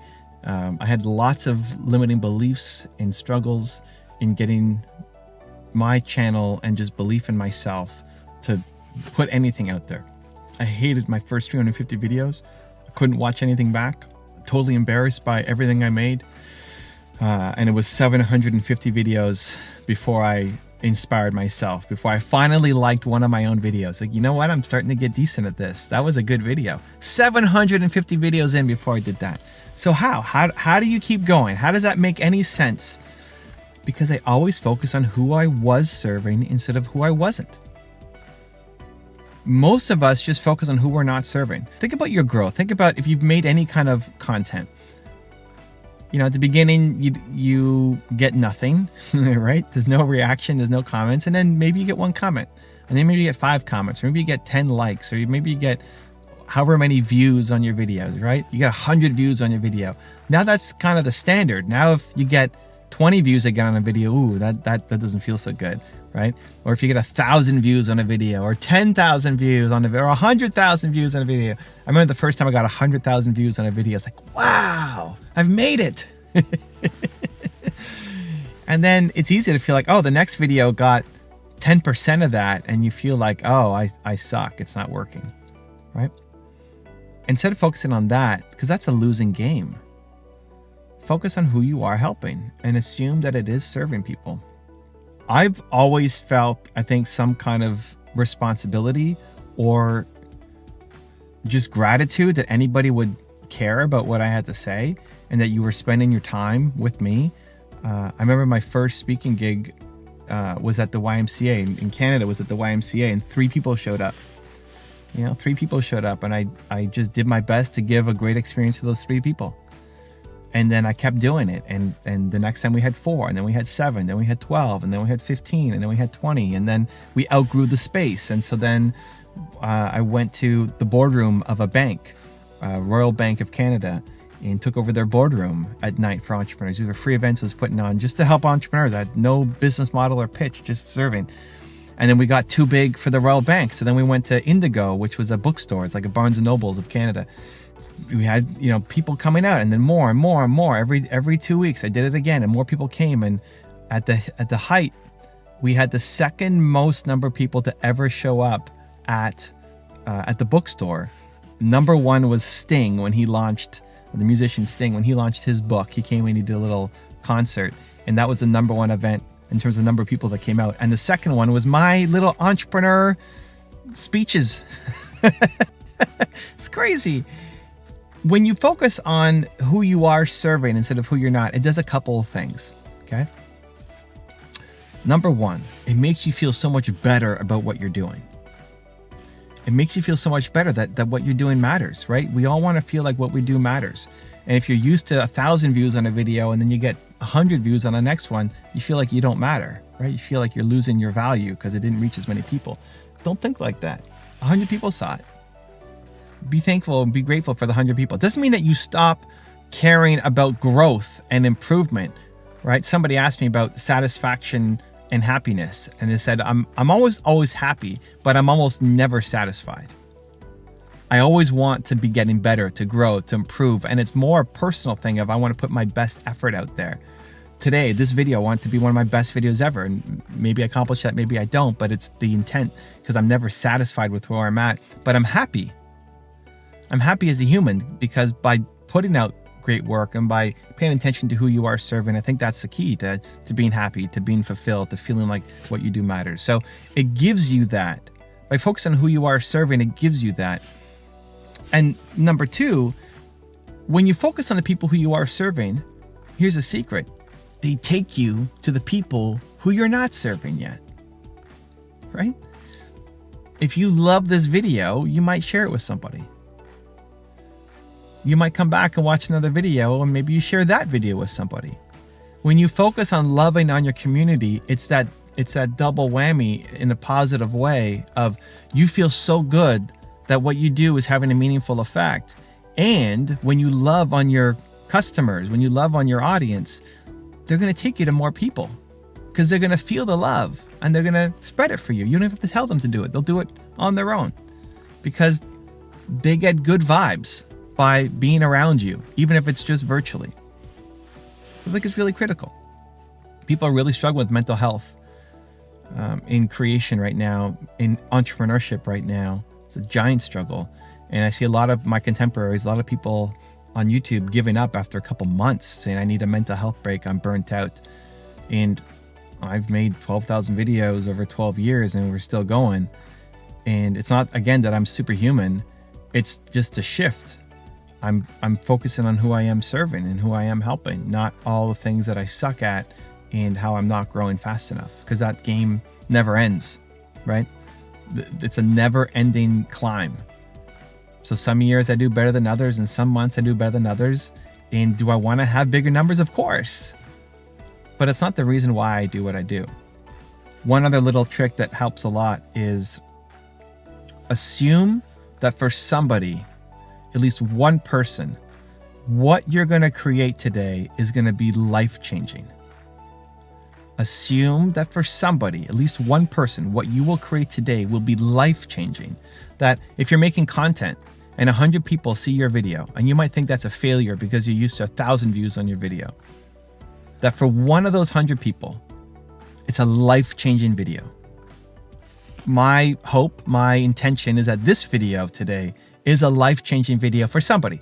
For some of you watching, for most of you watching, maybe it's just another good video. Like, hey, thank you, good shot of an espresso in the morning. Here we go, thank you, awesome. Or you're having breakfast, or you're doing something else. You're driving in your car on your way to work, and you're listening to me. Awesome, amazing. But I hope that for one person, it's a life-changing video. It's finally going to give you the permission to go off and do the thing that you desperately want to do, that you know is in your heart and has to come out. I just feel that. And I've seen it enough over the years of people telling me that my videos have had an impact on them only years later. Yesterday at Brendan Burchard's influencer event that I spoke at, people were commenting and then DMing me on Instagram and sharing stories of, I've been following you since whatever year, and this is the first time they're ever telling me. Right? They never left a comment on a video. They never messaged me. They never emailed me. They never tweeted. They never sent anything. It's the first time I've ever seen their name ever. And they've been a hardcore follower for a decade. And I've had a huge impact and I'm part of their daily life. And it's only now, a decade later, that I'm finding out about it. Right? There are people who are like that for you too. And we just assume that we don't matter. And we assume because you might get a few less views on a video or post that it's not having an impact and not having a reach, and then you take that personally and feel like you suck. Assume that it's making an impact on somebody.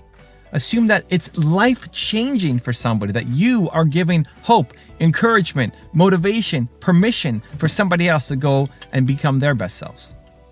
When you tie your self-worth to the results that you're getting, you ultimately are going to lose, because have some days where you don't get results, and it's going to defeat you. It's going to lead to stress. It's going to lead to anxiety. It's going to lead to wanting to quit. It's going to lead to burnout.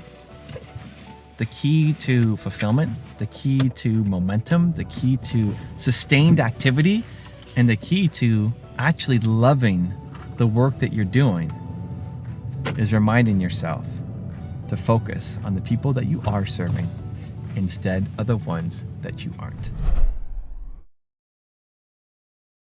People aren't lazy. They just don't have dreams that inspire them. They default to thinking, I'm a lazy person. I don't have ambitions. I don't know what I want to do in life. I'm just a loser. No, you just don't have a dream that makes you want to go off and do something. And until you figure that out, you're going to be in this constant cycle of feeling like a loser. It's one of the most common questions that I get asked on my IG streams. I go live every single day on Instagram, at least right now while I'm on my tour. And every single day I get asked some variation of, Evan, I'm lazy. How do I get out of it? Evan, I'm procrastinating. How do I get out of it? One, you don't call yourself a lazy person. There's no such thing as a lazy person. If you are procrastinating or you're being lazy, right? You are being lazy doesn't mean that you are a lazy person. There's two reasons why you're doing it. There's two reasons why you are being lazy. One, you don't have a dream that's big enough. You don't have something that inspires you. You don't want to get out of bed in the morning. If I was an accountant, I would be a really lazy accountant. I would hate my life.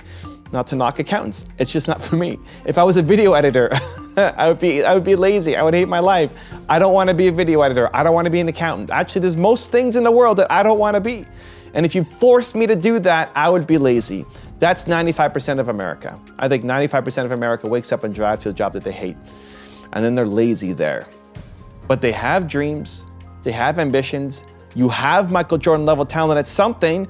You just have to find it. And so if you don't know what that thing is, then it's your duty to go off and explore. You test, you try, you see. You say yes to a lot of stuff. Like, this is the most important thing that you need to figure out in your life if you don't know what your dream is. You have to go off and try things. Just like you won't get married until you go on dates.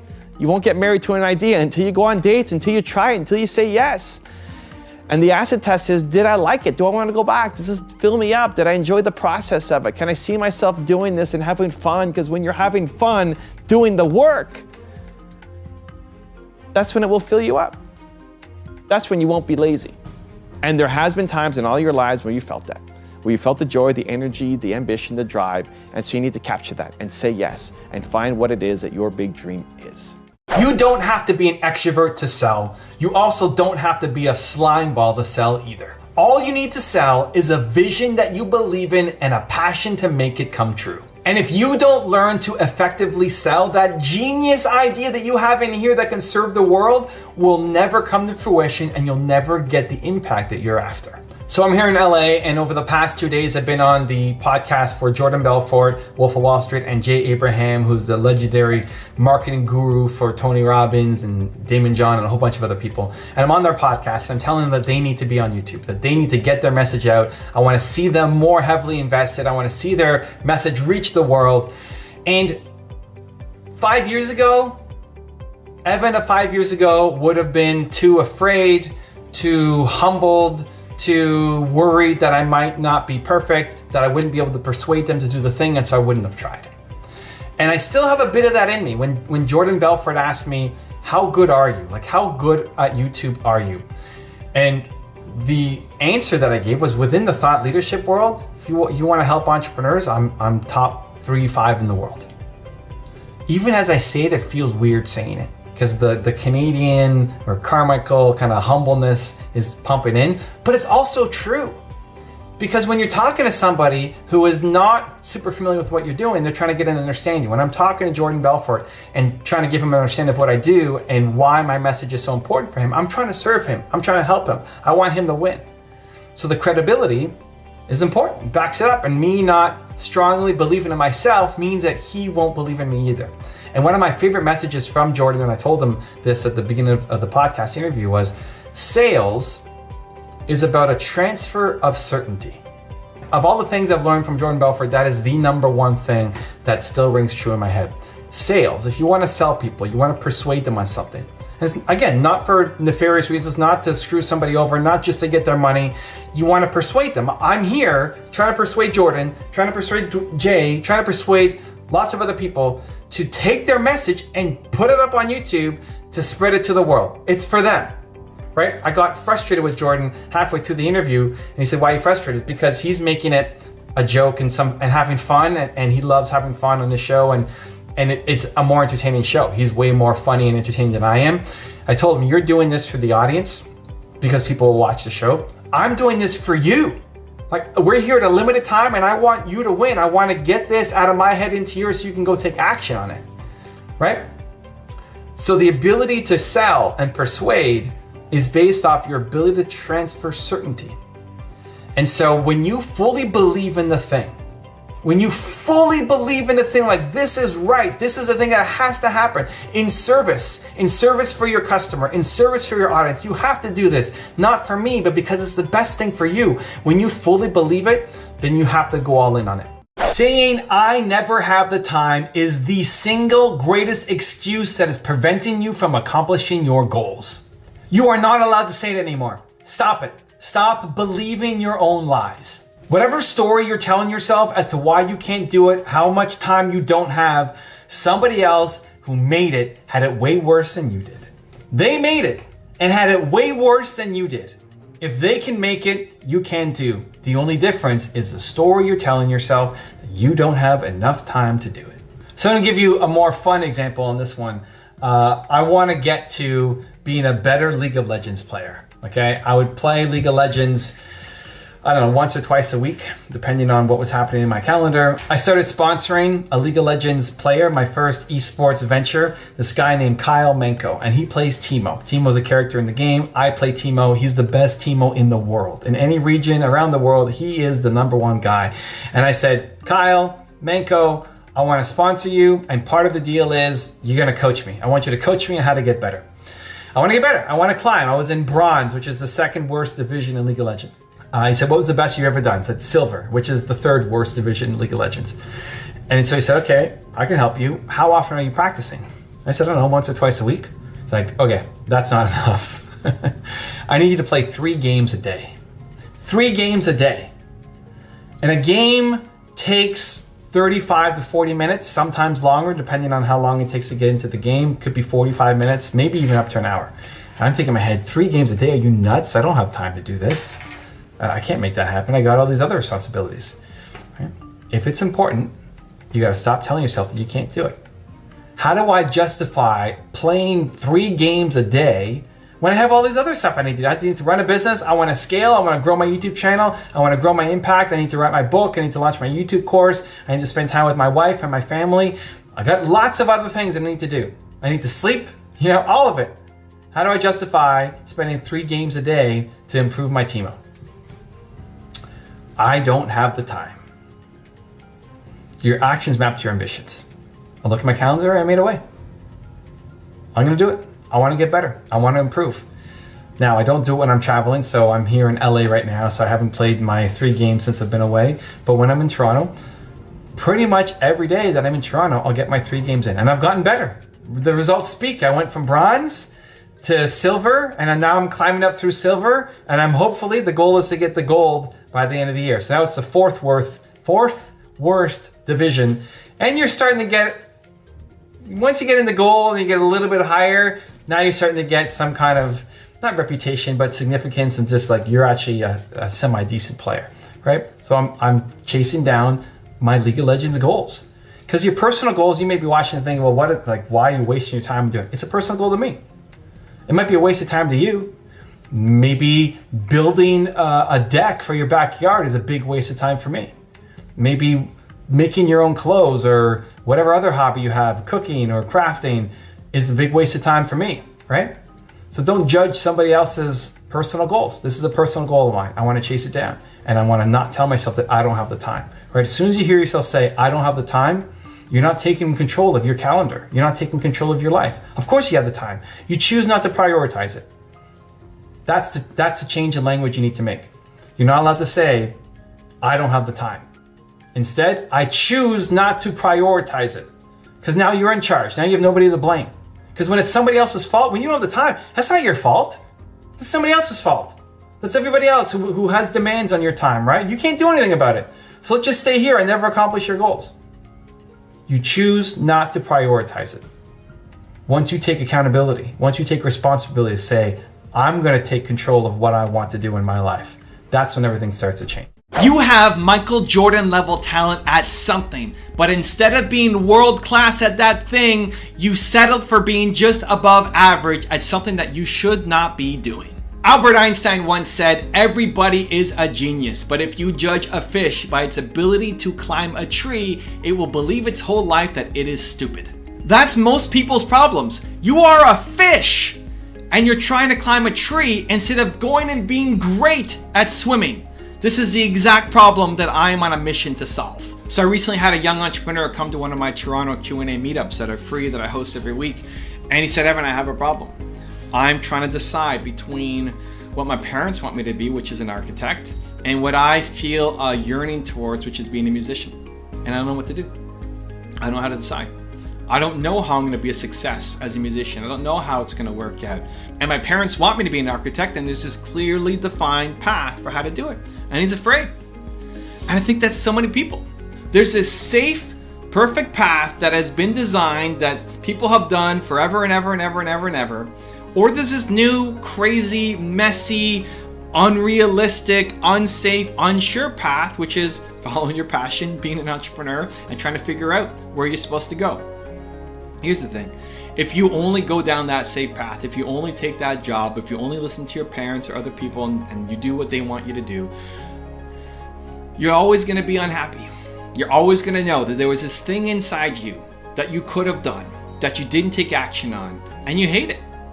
It's never been easier to actually be yourself and build a business and have success being uniquely you, right? This was not open to your parents and definitely not your grandparents. The ability to be an entrepreneur on the side, making money using your phone is something that your grandparents don't understand. It's totally wild.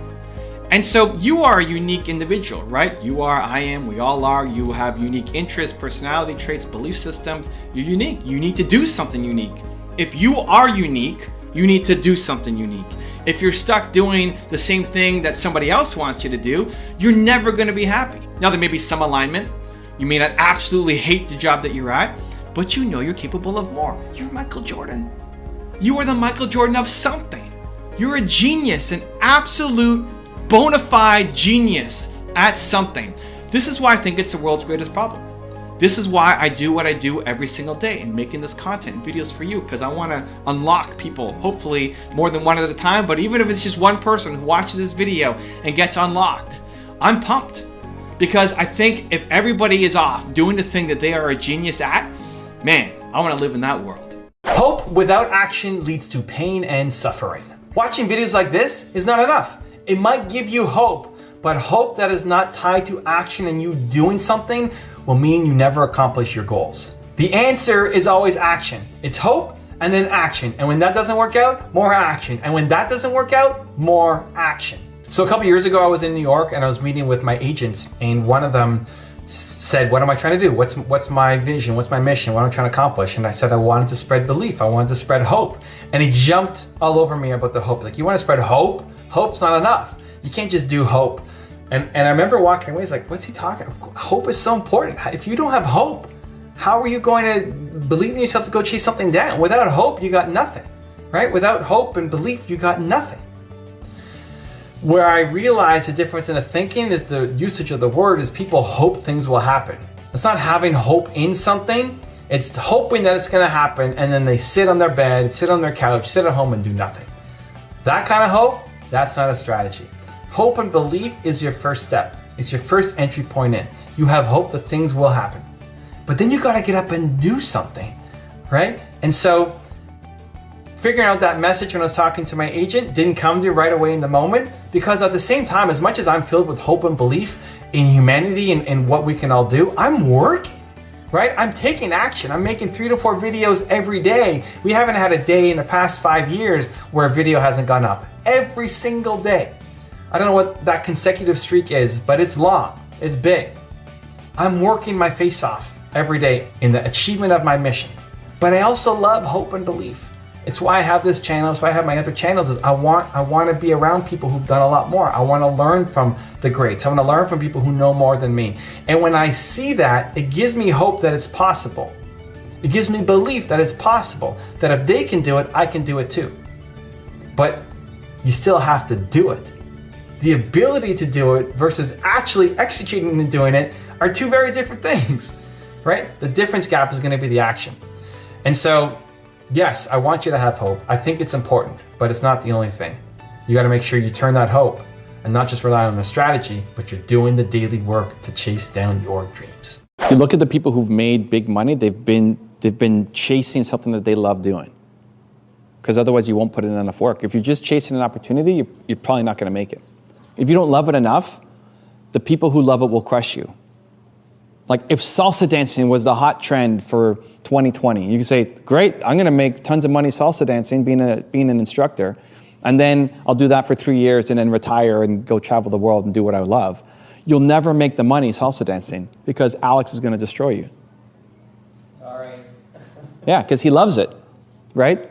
Because you'll be a wannabe and you'll never put in enough work to actually get great at the thing. Like if you're going to work with somebody who's going to be in your production, and they just want to make it as an actor because they think it's a path to make tons of money. Because Brad Pitt makes $40 million a movie or whatever it is, but they don't actually care about being a good actor. They're not even going to get into your show. Like you're going to spot that out and say, no, I need people who actually care about the craft. Have a routine that challenges you to be a better human. This is why I make these videos. Honestly, this Espresso series is supposed to be a morning series that we release 5 days a week to help you start your day with a shot of espresso, with some love, with some encouragement, with people who are doing more than you. You may never meet me. You may never meet John Astroff. You may never meet Bill Gates or Oprah Winfrey or Steve Jobs or the people that I profile on this channel. But you can learn. You can learn from them. I learn from them. I start my day being around them. And the more that you're around these people who are living the life that you want, that have the belief systems that you want, you will start to adopt those as your own as well, because the people around you probably aren't those people, right? How many of the people around you are the people that you look to and say, I want to be like that person. That person's got my life. That person has my ideal values. That person is living the life that I want to live. Probably not, right? And that's okay. You can inspire them to live a better life through your actions, but you need to get that push. And so the more you can create that environment around you to help you get it, the greater the chances of you actually going off and accomplishing. The biggest risk is not taking a risk at all. I love it. So many people are so afraid to follow their dreams, to have this big idea that they have that they want to go off and accomplish. We have this big vision for ourselves, and we're so afraid of making the wrong decision that we do nothing. That you see this big goal and you have 3, 4, 5 potential paths and you have limited resources, limited time, limited money, limited abilities, and you want to say, I need to make the perfect decision. Because if I make the wrong one, it all falls apart. And as a result, we get paralyzed by fear and we do nothing. And that's the biggest risk of all.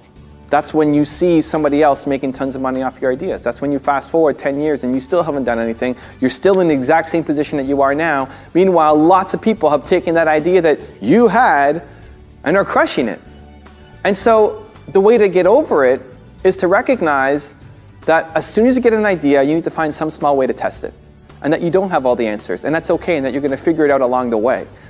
Don't be naive like I was to think that you can create a business plan and it's going to be the perfect business plan. You're going to have all the answers figured out, and then you're just going to execute that business plan.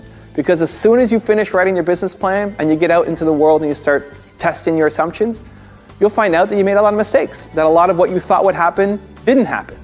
You couldn't predict the future. You couldn't predict how customers would react. You can't come up with the perfect plan just sitting in your apartment, sitting on your couch, going to the library. You have to actually get out and start talking to customers, test your assumptions. That was my biggest problem in my first business. I spent 3 months working on the perfect business plan, and then when I got out to market, I realized a lot of what I thought was going to happen, a lot of what I thought what the reactions would be, is not what actually happened. And that set me behind. And so being attached to that perfect idea, understand that that doesn't exist. There is no perfect plan. There is no perfect idea. As soon as you get something in your head, as soon as you get an idea for something to do, then find some small way to get out and start testing it. Find some small way to get out and start seeing, are you getting yeses? Are you getting traction? Do you even enjoy this? A lot of times these big goals that we have for ourselves, when you get into it, you want to be a YouTuber, great. You start making videos, you're like, yeah, I don't really like that. Go figure that out as soon as possible. People wait years before they go out and try their first attempt at it, and then they realize, you know what, that wasn't for me.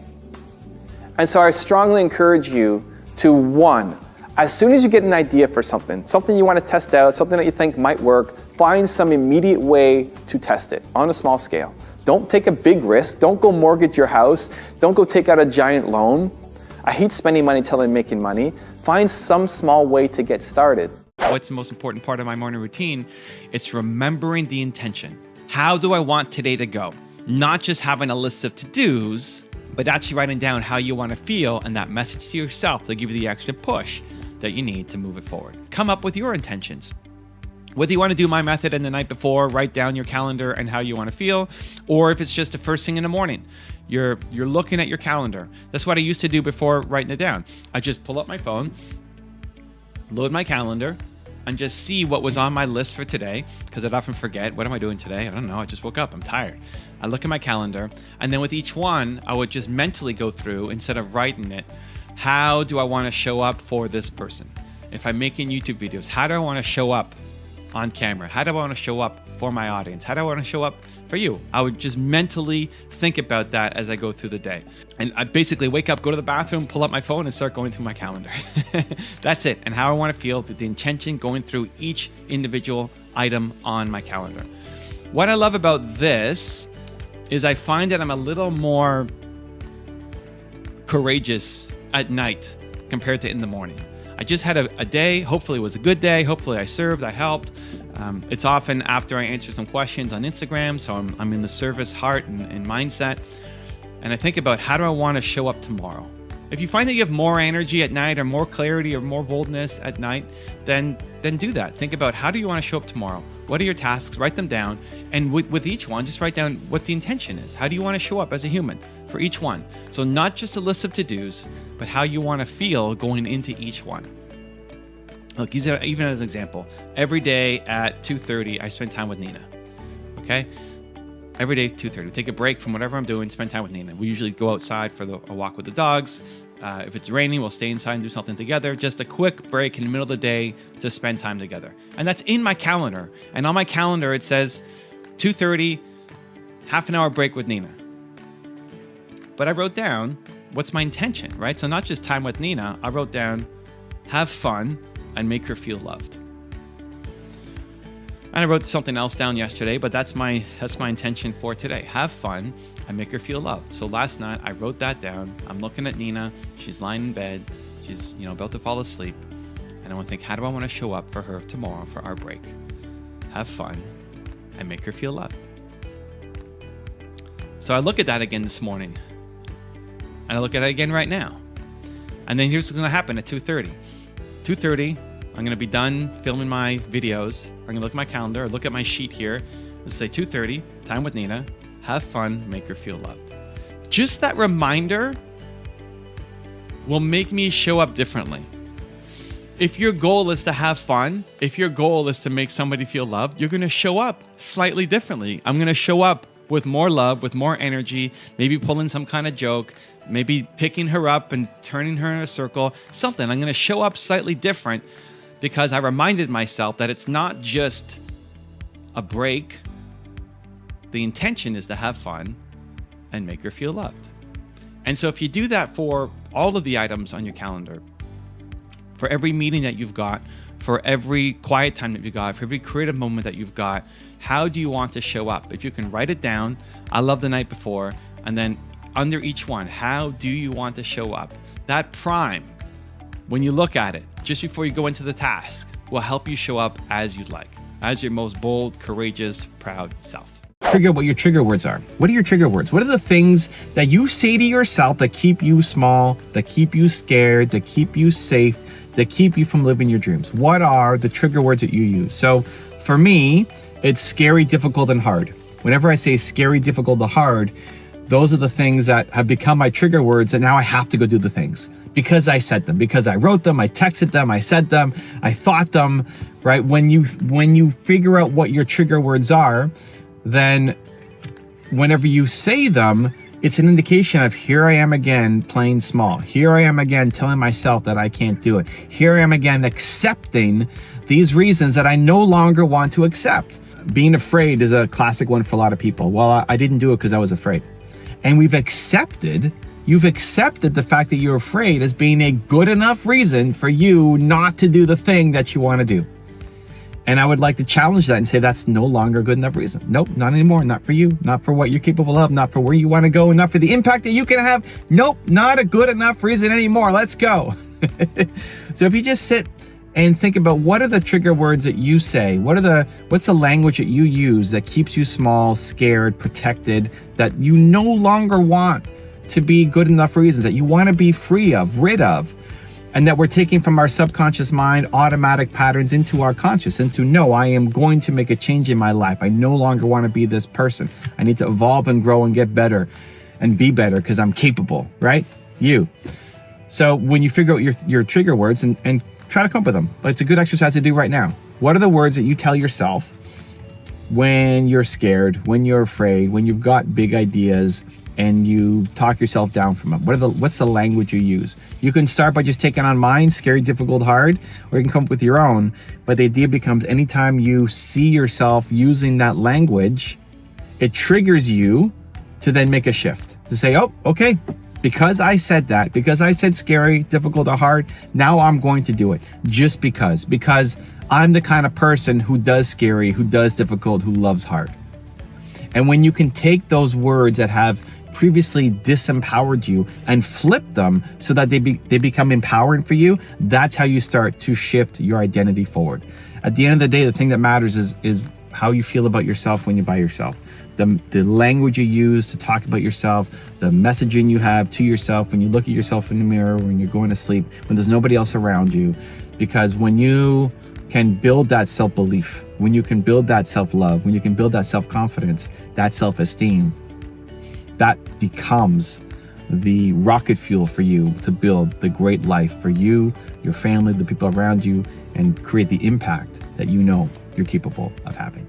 Start to change your environment. So the more you're around people who are loving, caring, ambitious, living the life that you want, doing the things that you want, having the relationships that you want, having the business that you want, are not sitting there stuck and complaining. That's complaining and blaming together. It's complaining. People aren't stuck in that mode. The more they pull you forward, the more it forces a more positive self-reflection. So if you're around Elon Musk and Oprah Winfrey and Marissa Peer and Tony Robbins and hopefully Evan Carmichael, the more you're around these people, the more you will start to think like them. The more the way they see the world will start to influence the way you start to see the world. And it forces that self-reflection, because the easiest way to change your viewpoint on something is to change your environment. The fastest way to learn Japanese is to go to Japan, because you're around it constantly. So if you want to be more loving, be around people who are more loving. You want more self-confidence for yourself, be around people who are more self-confident. What is the life that you want? What are the goals that you have for yourself? Where do you want to be in your health, in your relationships, in your business, your finances? What do you actually want out of life? Not what somebody else's perfect life looks like. Right? You go on Instagram and you see people living on the beach and rolling around in money. Like that, maybe that's what you want, but maybe it's not what you want. Right? We get pulled into all these different directions because we don't have clarity over what we actually want. So what do you actually want? What do you want out of life? Where do you want your business to be? What kind of company do you want to run? What are the ethics and morals that your company is based off of? Who do you want to serve and how do you want to help them? How do you want to show up in your relationship? Who are you looking for in your partner? If you already have a partner, how do you want to show up better for them? All of the things that matter to you, to get as clear as possible, so that when you see somebody else is doing something else and they're happy, great. You don't have to go do it because you're happy chasing down your goals. Part of the challenge is we see other people who are happy, and often it's not even real happiness. It's just, fake happiness for the camera. But you see somebody who looks happy, you know that you're not happy, and you think, well, maybe if I did that, then I'll be happy. Maybe if I go write a poem like they did, I'll be happy. And then you start to write a poem and realize I hate writing poems, right? So it's getting clear over what do you actually want in your life? Who's the person that you want to be? And again, from your finances to your business, to the relationships, to your to health, the different areas of your life. Get as clear as you can on the things that you want out of your life. You need to make the big decisions in your life with your heart and the small ones with your head. This is where so many entrepreneurs fall down. This is where so many entrepreneurs make mistakes, because you see a trend, you see an opportunity, you see something that makes sense. It just makes sense on paper. It's so clear that this is going to happen. But if it doesn't energize you, if you don't love it, if it's not in your heart to say, man, I can't wait to go off and do that thing, you're never going to win. You're never going to win, because you're going up against people who love it. You're going up against people who love it, who breathe it, who sleep it, who dream about it. And for you, it's just an opportunity. You're never going to win big. Look at all your heroes, all your mentors, the people you look up to, the people who've done it. It's like, I want to be like this person in my field. I want to do it like she did it, like he did it. They love doing the thing. They love doing the thing. Doing it gives them energy. I look at what I do. I'm here in Dallas. I'm about to speak at Video Marketing World, an annual summit of some of the top creators on YouTube, to help share, give back, help the community, give feedback, train on YouTube. I love doing this stuff. What am I? I'm in the parking lot filming videos for you guys. Not because it's a strategy, not because I need to make a video a day, because I love it. This is the best. I'm about to go into this meeting, to this conference, and I'm gonna hang out with entrepreneurs all day long. From the time I get in there until whatever time AM, I'm going to be hanging out with entrepreneurs and helping them with their business, helping them with their channel, because I love it. And if that sounds exhausting for you, amazing. Don't do it. And if it sounds energizing for you, yes, go and do it. You need to make the big decisions with your heart. And then your head's still important. It's like, don't listen. It's not, the message is not, don't listen to logic. The message is not, don't look for opportunities. It's look for opportunities within the thing that you love. Right? If I love making videos and I love making content and I love helping entrepreneurs, but I went all in on MySpace right now, I'm going to lose. It's not the right strategy, right? You need both. It's working hard plus working smart. It's following what you love doing plus chasing opportunities. But what takes precedence? What's the most important thing? Your heart, the energy. If you are saying, oh man, Monday, if that's your mindset around Monday, you're doing the wrong thing. You're in the wrong career, you're in the wrong business.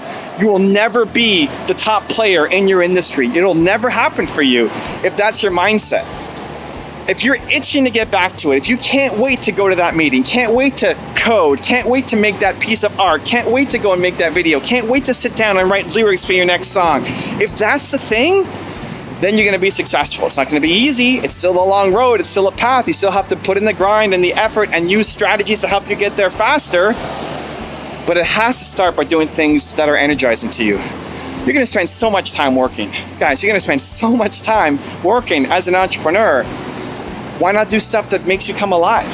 Why not do stuff that gives you energy? And so I want you to get out of your head.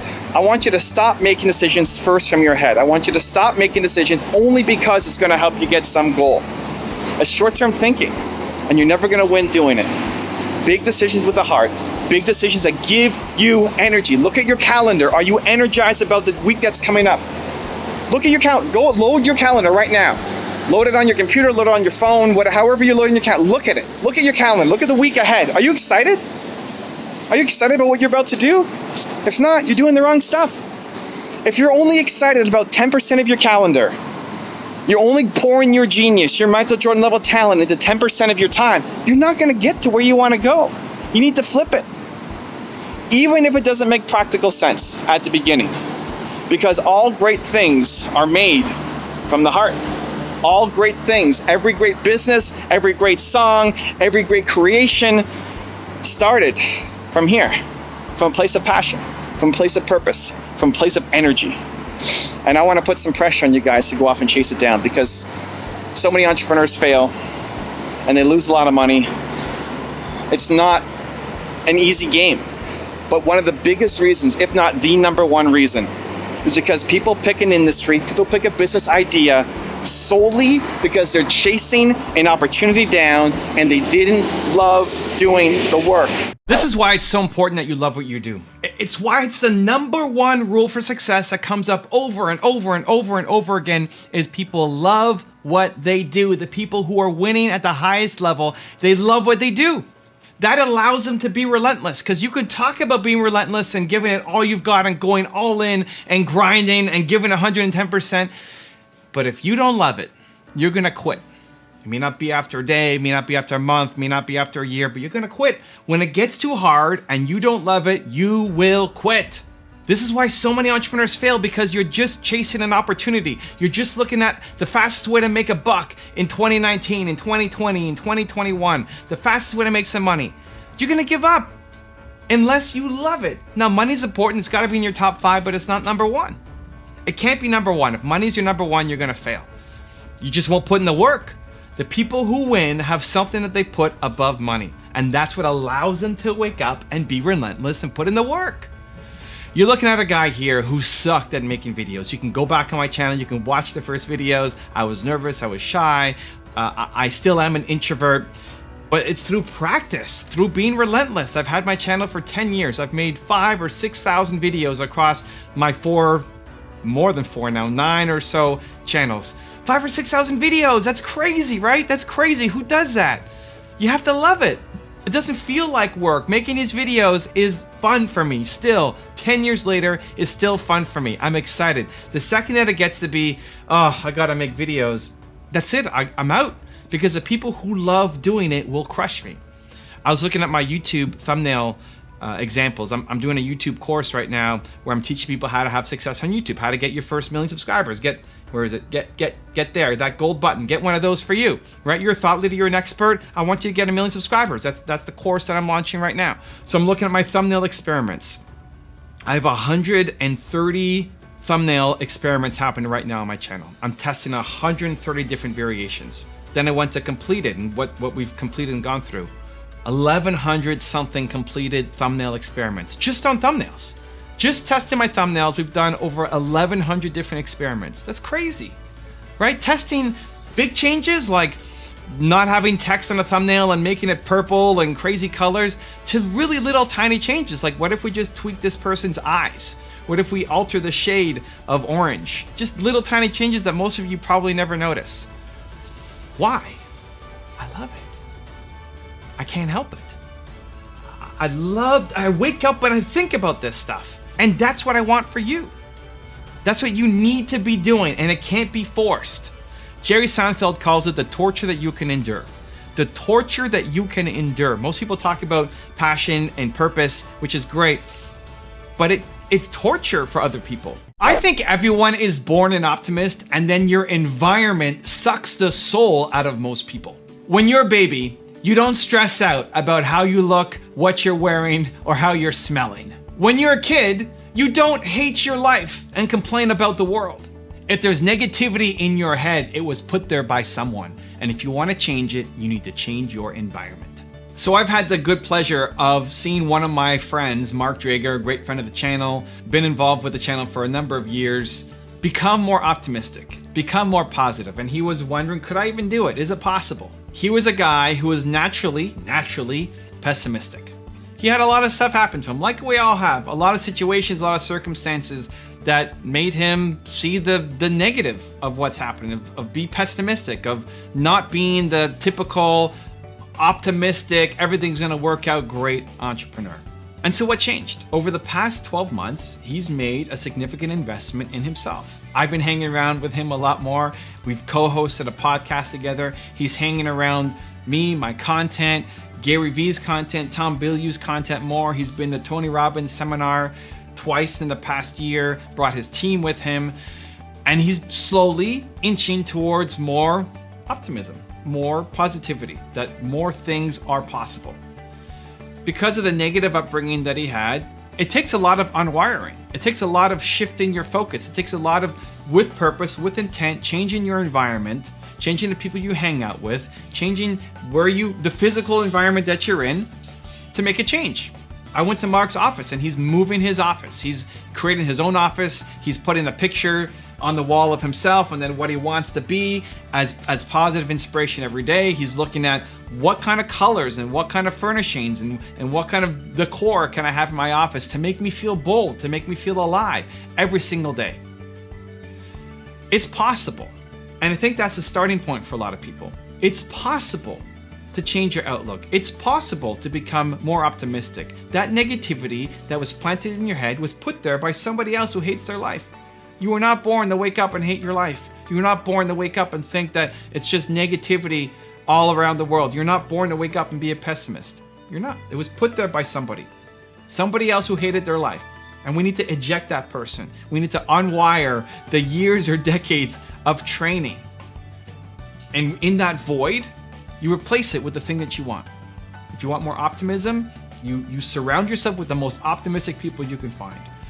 In person, on your team, in video format, in the books you read, in the clubs you're hanging out with, you first limit access from the negative people, limit exposure. You may not be able to completely wipe them out, like maybe they're your parents, but you can limit exposure, you can limit access, either with time or just topics that you're covering, and then inject more positivity and optimism to the people, books, resources, environment that you have around you. The problem isn't that you're not a genius, that you're not talented, that you don't have wisdom and abilities and resourcefulness, and that you're not Michael Jordan. That's not the problem. The problem is you're not focused. You're not doing the things that you need to do. I just came back from Video Marketing World in Dallas, and I was being asked about where to spend your time, which social media sites to spend time on. And I think this is a classic example of where entrepreneurs fail. Is you're trying to do everything, and as a result, you suck everywhere and feel burnt out, tapped out, and not building momentum. If you get to the end of a week and you feel like you worked your face off, but you look back and what did I get done? If that's how you're ending a week, you worked hard and you feel like, what did I get done? You're not focused. You're switching between tasks too much. Instead of having all of these social media sites at the same time, pick one and crush it. I quoted Andrew Carnegie at my event, at my speech. My favorite quote from him is, put all your eggs in one basket and then watch that basket. Everybody's saying diversify, diversify, diversify. Have 18 different multiple streams of income. Look at the people who are a one-person show with 18 streams of income. They're making no money. You're making $10 a month from this and $25 a month from that and 18 cents from this. You're not making money. Now, as you build and scale and grow and you have a team like I do, I've got 24 people on my team, okay, great, now it might be time to diversify. But as a solo person, you can't do everything yourself. And you are a genius. You have Michael Jordan level talent at something. And that's what you need to find. And that's what you need to spend as much time as possible on until you're making money. You can invest back into your business and continue to grow. There's a reason why in my videos I say you have Michael Jordan level talent. I believe it. It's true. You have Michael Jordan level talent at something. You are the best, the absolute best at something in the world. Most people either one, don't believe it. They don't believe that they're world class at something. Or two, they found the thing that they could be world class at, but they don't have enough guts to chase it down. They don't believe in themselves enough to chase it down. Here's the thing. You need to first explore. You need to explore. You got to search. You got to say yes. You got to try things. You don't know that Tim Hortons is your favorite coffee cup until you've tried it, right? You don't know that sushi is your favorite food until you've tried it. Sushi doesn't make sense, right? This is how we think. Our logical brain starts to analyze things, and because it doesn't make sense, we don't try it. Sushi doesn't make sense. You're going to take raw fish, mix it with rice, put seaweed around it, and then eat it. That sounds nasty, right? If you've never tried it before, it sounds nasty, but it's the best. A lot of the things that you might be great at, you are judging, you are dismissing because it doesn't make logical sense. You don't need to wrap your head around it. You need to wrap your heart around it. You have to feel it. You have to say yes and be willing to try it at least once. If you don't know what you're great at, you have to say yes and try things. And you pay attention to the feeling. The most important thing is you pay attention to the feeling. How did it make you feel? You might not be great at it. I expect not to get results at the beginning of anything, especially if it's a new skill you're learning, right? Expect to suck at the beginning. You're gonna suck. It's okay, it's normal. But how does it make you feel? Does it energize you? Do you wanna come back and do it again? If you change how you feel about something, you change how you act. The problem is, most of the time, we don't catch our feelings. If you're feeling negative, angry, frustrated, depressed, it doesn't matter what the thing is that you're trying to accomplish. You're not going to give it your all and you're not going to get results because of your negative emotional state. If you don't start changing how you feel, you're never going to make progress on the goals that you set for yourself. So one of the things I love doing whenever faced in a negative situation is say it's the best. It's the best. I'm wearing this hat. says Fanta because friend of the channel, Mark Drager, pointed out to me when I was saying it's the best that I'm a reframer. I'm reframing. I never heard of the concept before. Reframing means you take this negative situation and then you spin it, you reframe it so that it's positive, so that it motivates you, so that it's exciting, so that it pushes you forward instead of it being a negative thing that is all-encompassing and depressing and brings you down. And he said, well, you're always positive because you're just a reframer. And he has this Enneagram, and I'm a number 6 or something. I don't know. He can give you more details. You want to know what number you are and what it means, go follow mark.drager on Instagram and ask him. But I don't think that's something that's just in me. I think everybody can learn how to do it. Everybody can learn how to reframe. You take whatever negative situation that's in front of you and say, this is the best. Right now, this is the best. Where this came from was I was on an airplane from Vancouver to Los Angeles. And that's a 5-hour flight, give or take. And I had to sit next to this really smelly dude. And there was no other option. I had to stay on the plane. I had to make my flight. I had to speak at this event. The only other option was get off the plane. And he was really smelly. I'm sure he didn't want to be smelly. I'm sure that wasn't his, intention or ambition. It just happened. Probably had 3 stopovers, hadn't showered in however long, and just, he stunk.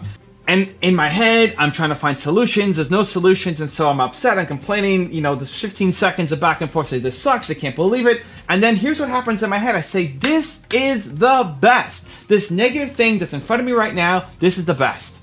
This is my chance to show myself what I'm made of, right? And so he's sitting right here next to me. I'll look over and just breathe it in. Breathe that in. Breathe in that smell. Breathe it in.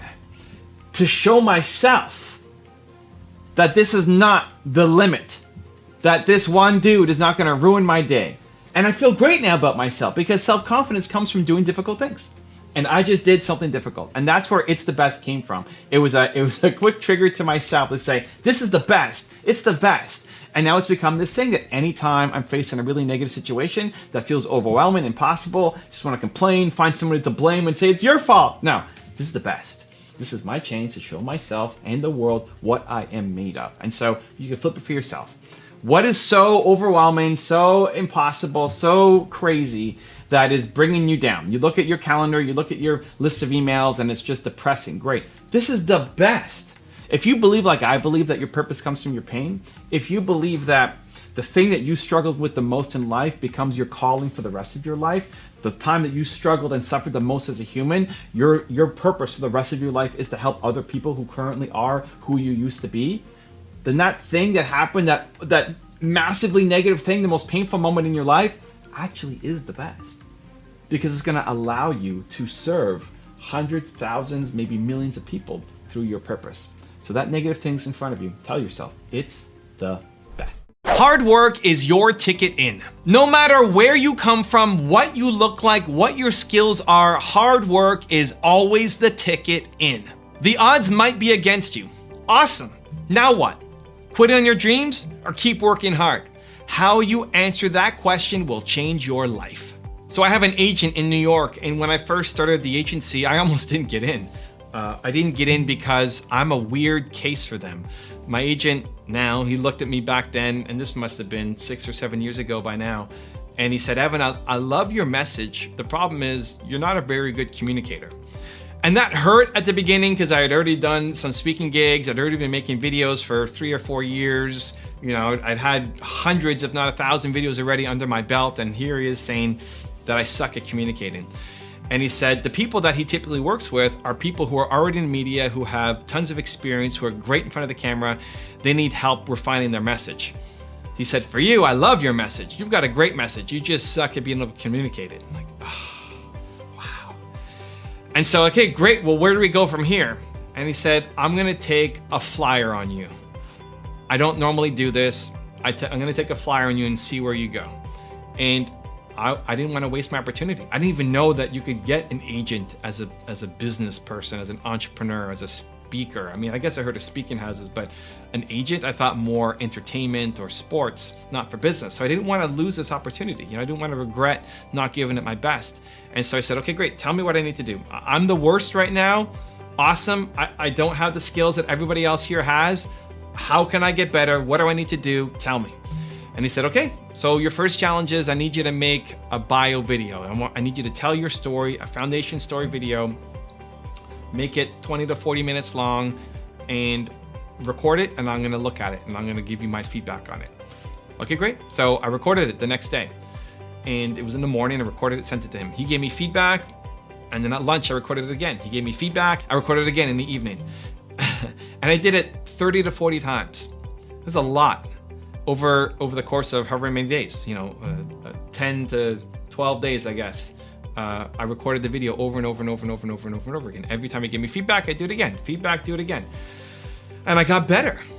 And I got better. And over the course of a couple months, when I was making 3 videos a day, practicing, sucking, but just practicing and trying to get better and listening to feedback and trying to improve, I quickly became the best case at the agency. I quickly became the #1 person from views, from subscribers, from best practices. I copy what Evan's doing. Now I'm being brought on to help them with their clients and train some of them on how they can get better on YouTube and build their brand. From being the worst, from being the guy who almost didn't get in. Because the people who were joining them, one, maybe had bigger egos, but also were having a hard time finding the time to make a video a week. And if they're not making a video a week or having a hard time doing it, and I'm making 3 a day, even if I suck, I'm gonna get better. I'm gonna outpace just because I'm willing to work, just because I'm putting in the effort. You might not have the skills, you might not have the talent, you might not have the looks, you might not have what you think you need to have. How does an introvert build a huge audience and spread a huge message and be famous on YouTube? I don't know. I mean, I'm working on it. Join me on my journey. We'll figure it out together. That was my agent's concern when I first got started, and I'm breaking the mold and doing things in a way that haven't been done. And you can do the same thing through hard work. Hard work doesn't guarantee your success. There's a lot of people who work really hard and never win. A lot of people who work 12-hour days and are doing minimum wage jobs. They're working hard and they don't win. You have to work hard and you have to work smart, but it's not one or the other. The people who were in the agency were working smart, but we're making 1 video a week. I was working less smart, but making 3 videos a day. So I'm gonna get better. I'm gonna get smarter. I'm gonna make it faster. I'm gonna show you what I can do. Hard work is always your ticket in. And one of the biggest problems is people just aren't working either hard enough or smart enough. You just want it too soon, and you can be impatient, and it's amazing. But better than being impatient with the results is being impatient with yourself. Most people are impatient with the results. Like, it's not coming fast enough. Like, where are my subscribers? Where are my views? It's not happening. My first video took me a year to get 3 comments. And the first comment was my mom, the second was my sister, and the third was some random dude, right? A year to get 3 comments, and 2 of the people were my family. You're impatient with the results. What you should be is impatient with yourself. When you're not getting results, when it's not happening, audit yourself. Are you putting in the work? Are you doing enough work? Are you working smart enough? Are you applying the right strategies? Get more frustrated with yourself and your effort more than that the results aren't there. Because if you woke up every day and did that equivalent of making 3 videos a day when other people are making 1 video a week, you will eventually win. It might be slower than you'd like, but it's always slower than you'd like, but you will eventually win because hard work is always your ticket in. Most people have not taken control of their schedules. You wake up like an accident, start responding to other people's emergencies, and help other people build their dreams instead of you building yours. It's time for a change. You deserve better, and this video is gonna show you how. I think one of the biggest reasons why so many entrepreneurs don't take enough action is because when you get motivated, you don't do enough. You feel the motivation, you feel the boldness, you feel the confidence, but you're not taking enough action, you're not doing enough. I remember going to my first Tony Robbins event. This is before I knew Tony one-on-one, before I did the interview with him on my channel. I just went to see what would the event be like. I've seen so many different videos of so many different people, and I felt like, you know what? For most people going to their event, it'd probably be the same as just watching on YouTube. But for Tony, I felt, you know what? I think his event might be different. There's something that tells me by going to his event, it'll be different than what I just see on YouTube through the content. And so I went. I went with my wife. I went with 3 people on my team. I paid for everybody to go out and went to our first Tony Robbins event. And at the end of the last day, if you've never been to a Tony Robbins event, it's on fire, you're motivated, you're jumping, you're dancing, you're hugging, you're high-fiving, you're breaking through limits. It's amazing. By the end of the last day, you see everybody in the streets, you're pouring out, everybody's all pumped up and energized, like, I'm gonna do this, I'm gonna do that. I remember one of the people that I brought with me, he's like, yeah, I'm gonna do all this stuff. And he's like yelling and so fired up and excited. He's like, well, what are you doing, Evan? I'm like, I'm looking at my calendar. Because this is why so many people fall off. You go to an event like that and then you fall off because you're not making it consistent. Success is habits. So whenever you decide to make a change, you have to, at least for me, I look immediately to my calendar. So if my goal is now I want to be a big YouTuber, great. When am I going to make videos? It's got to be in the calendar. If it's not in the calendar, it's never going to happen. And so anytime you want to make a meaningful change, you have to default to thinking, what am I going to put into my calendar? Because success is habits. And so it's great to be motivated. Maybe these videos do it for you. Maybe events, maybe books, podcasts. Awesome. You're getting it from somewhere. You feel motivated. Great. Show me in your calendar where you are spending the time to actually make the thing happen. Otherwise, you're just living off some fumes. You know, you get motivated for a day or two, feels amazing, and then you fall back down to normal. If you want that dream life, you want that next step for yourself, it's got to come from changing your habits, changing what's in your calendar to make sure that what you say you want out of life, you're actually working towards making that happen. Every time you say, I can't, you're teaching yourself that you suck. Because you've quit, because you've given up. It's not your fault that you can't do it. It's your work or your school or your family or all the other commitments that you have, but not your fault. Nope. Nope. Nope. Change your I can'ts to either I'm going to or I choose not to. That's how you take back control of your decisions and your life. So I recently listened to this Chinese song and I got obsessed with it. I was playing it all day long and I loved it. I don't know what they're saying. I don't know what the words mean. I loved it. I go to bed and lyrics start coming to me. Rap lyrics. In full sentences, right? The first one comes in, okay, wake up, I'm in bed, I'm lying in bed, I'm trying to sleep. You know, it's 11 o'clock, trying to sleep. Idea, rap lyric come, okay. I write it down. Again, rap lyrics come, write it down. More, write it down. Until 3 in the morning, I haven't slept yet. Ideas just keep coming for this song that's like, I need to make a rap. And then what comes into my head is, what? You're gonna make a rap? It's easy to get locked then into I can't mode. I can't do this. I can't start that. I can't do a rap. I didn't go to school for that. Not that you go to school for rap. You know, I didn't rap growing up. I don't have musical talent, right? That's not what people know me for. That's not what people expect from me. I can't rap. That's where most people quit.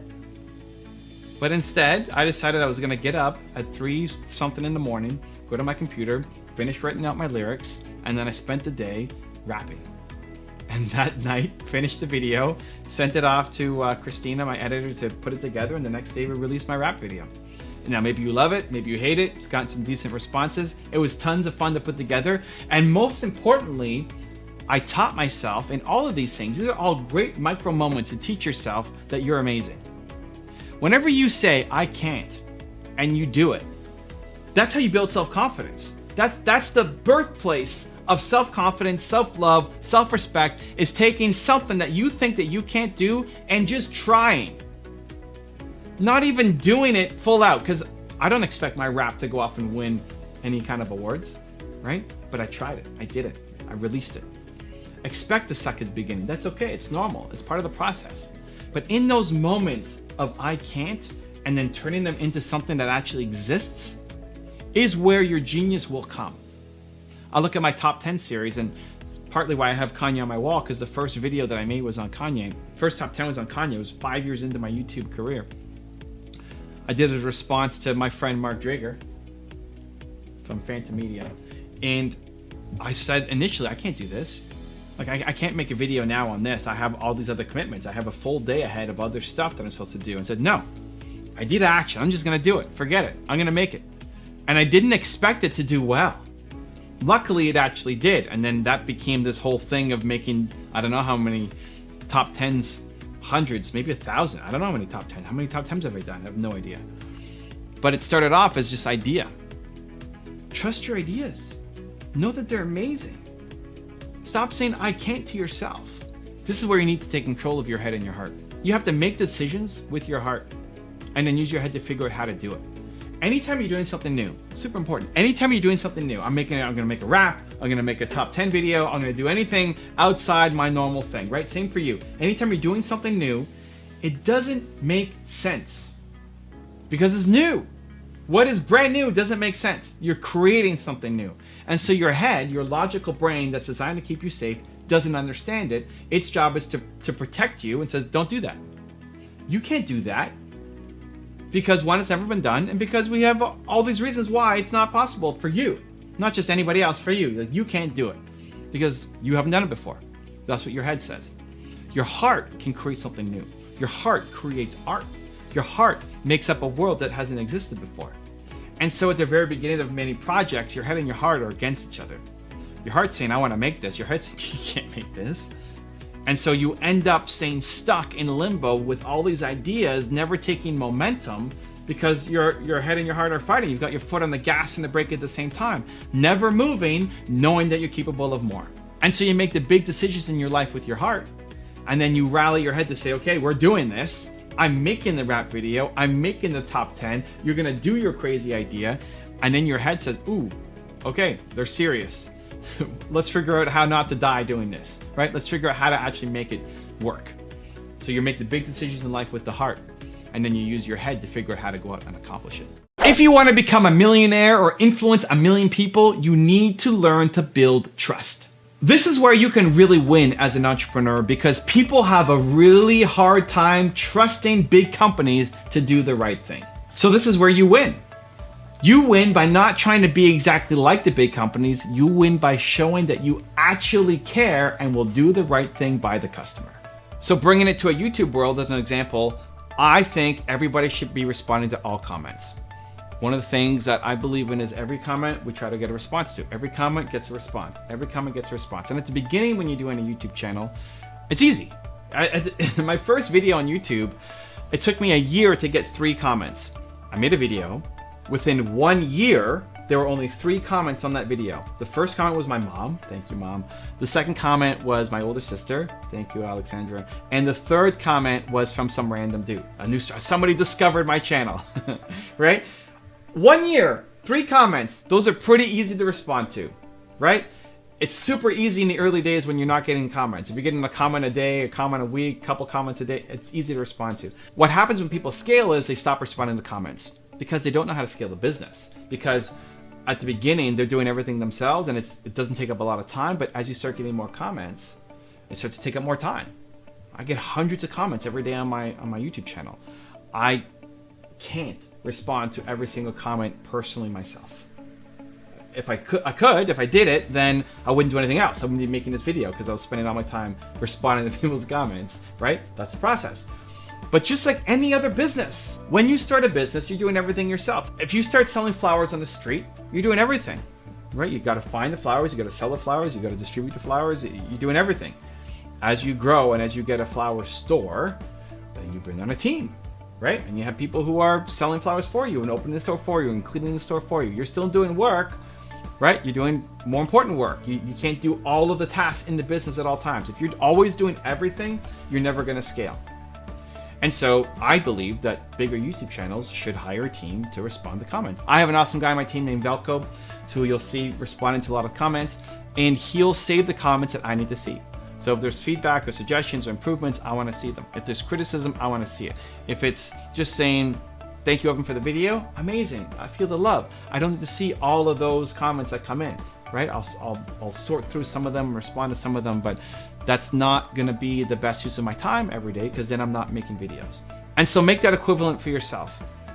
At the beginning, it's easy to show heart, easy to show care because you don't have that many customers, because maybe you only have 1 customer. And so you can show them the love.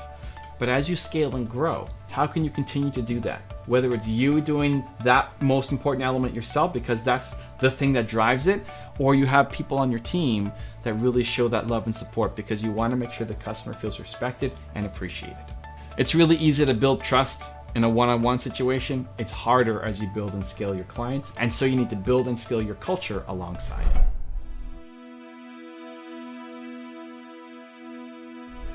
Because you made it this far in a video, I want to celebrate you. Most people start and don't finish. Most people never actually follow through. Most people say they want something, but they don't ever do the work to actually get it. But you're different. you are special. Believe Nation, you made it here all the way to the end, and I love you. So as a special celebration, if you put a hashtag believe down in the comments below on this video, I will showcase you and celebrate you somewhere on the screen in a future video because you are awesome. If you like this video, and you will for sure like the next one, Jeff Bezos' top 10 rules for success, check out the video next to me. I think you're gonna enjoy. Continue to believe. I will see you there. Be stubborn on vision and flexible on details. You really can't accomplish anything important if you're not stubborn on vision.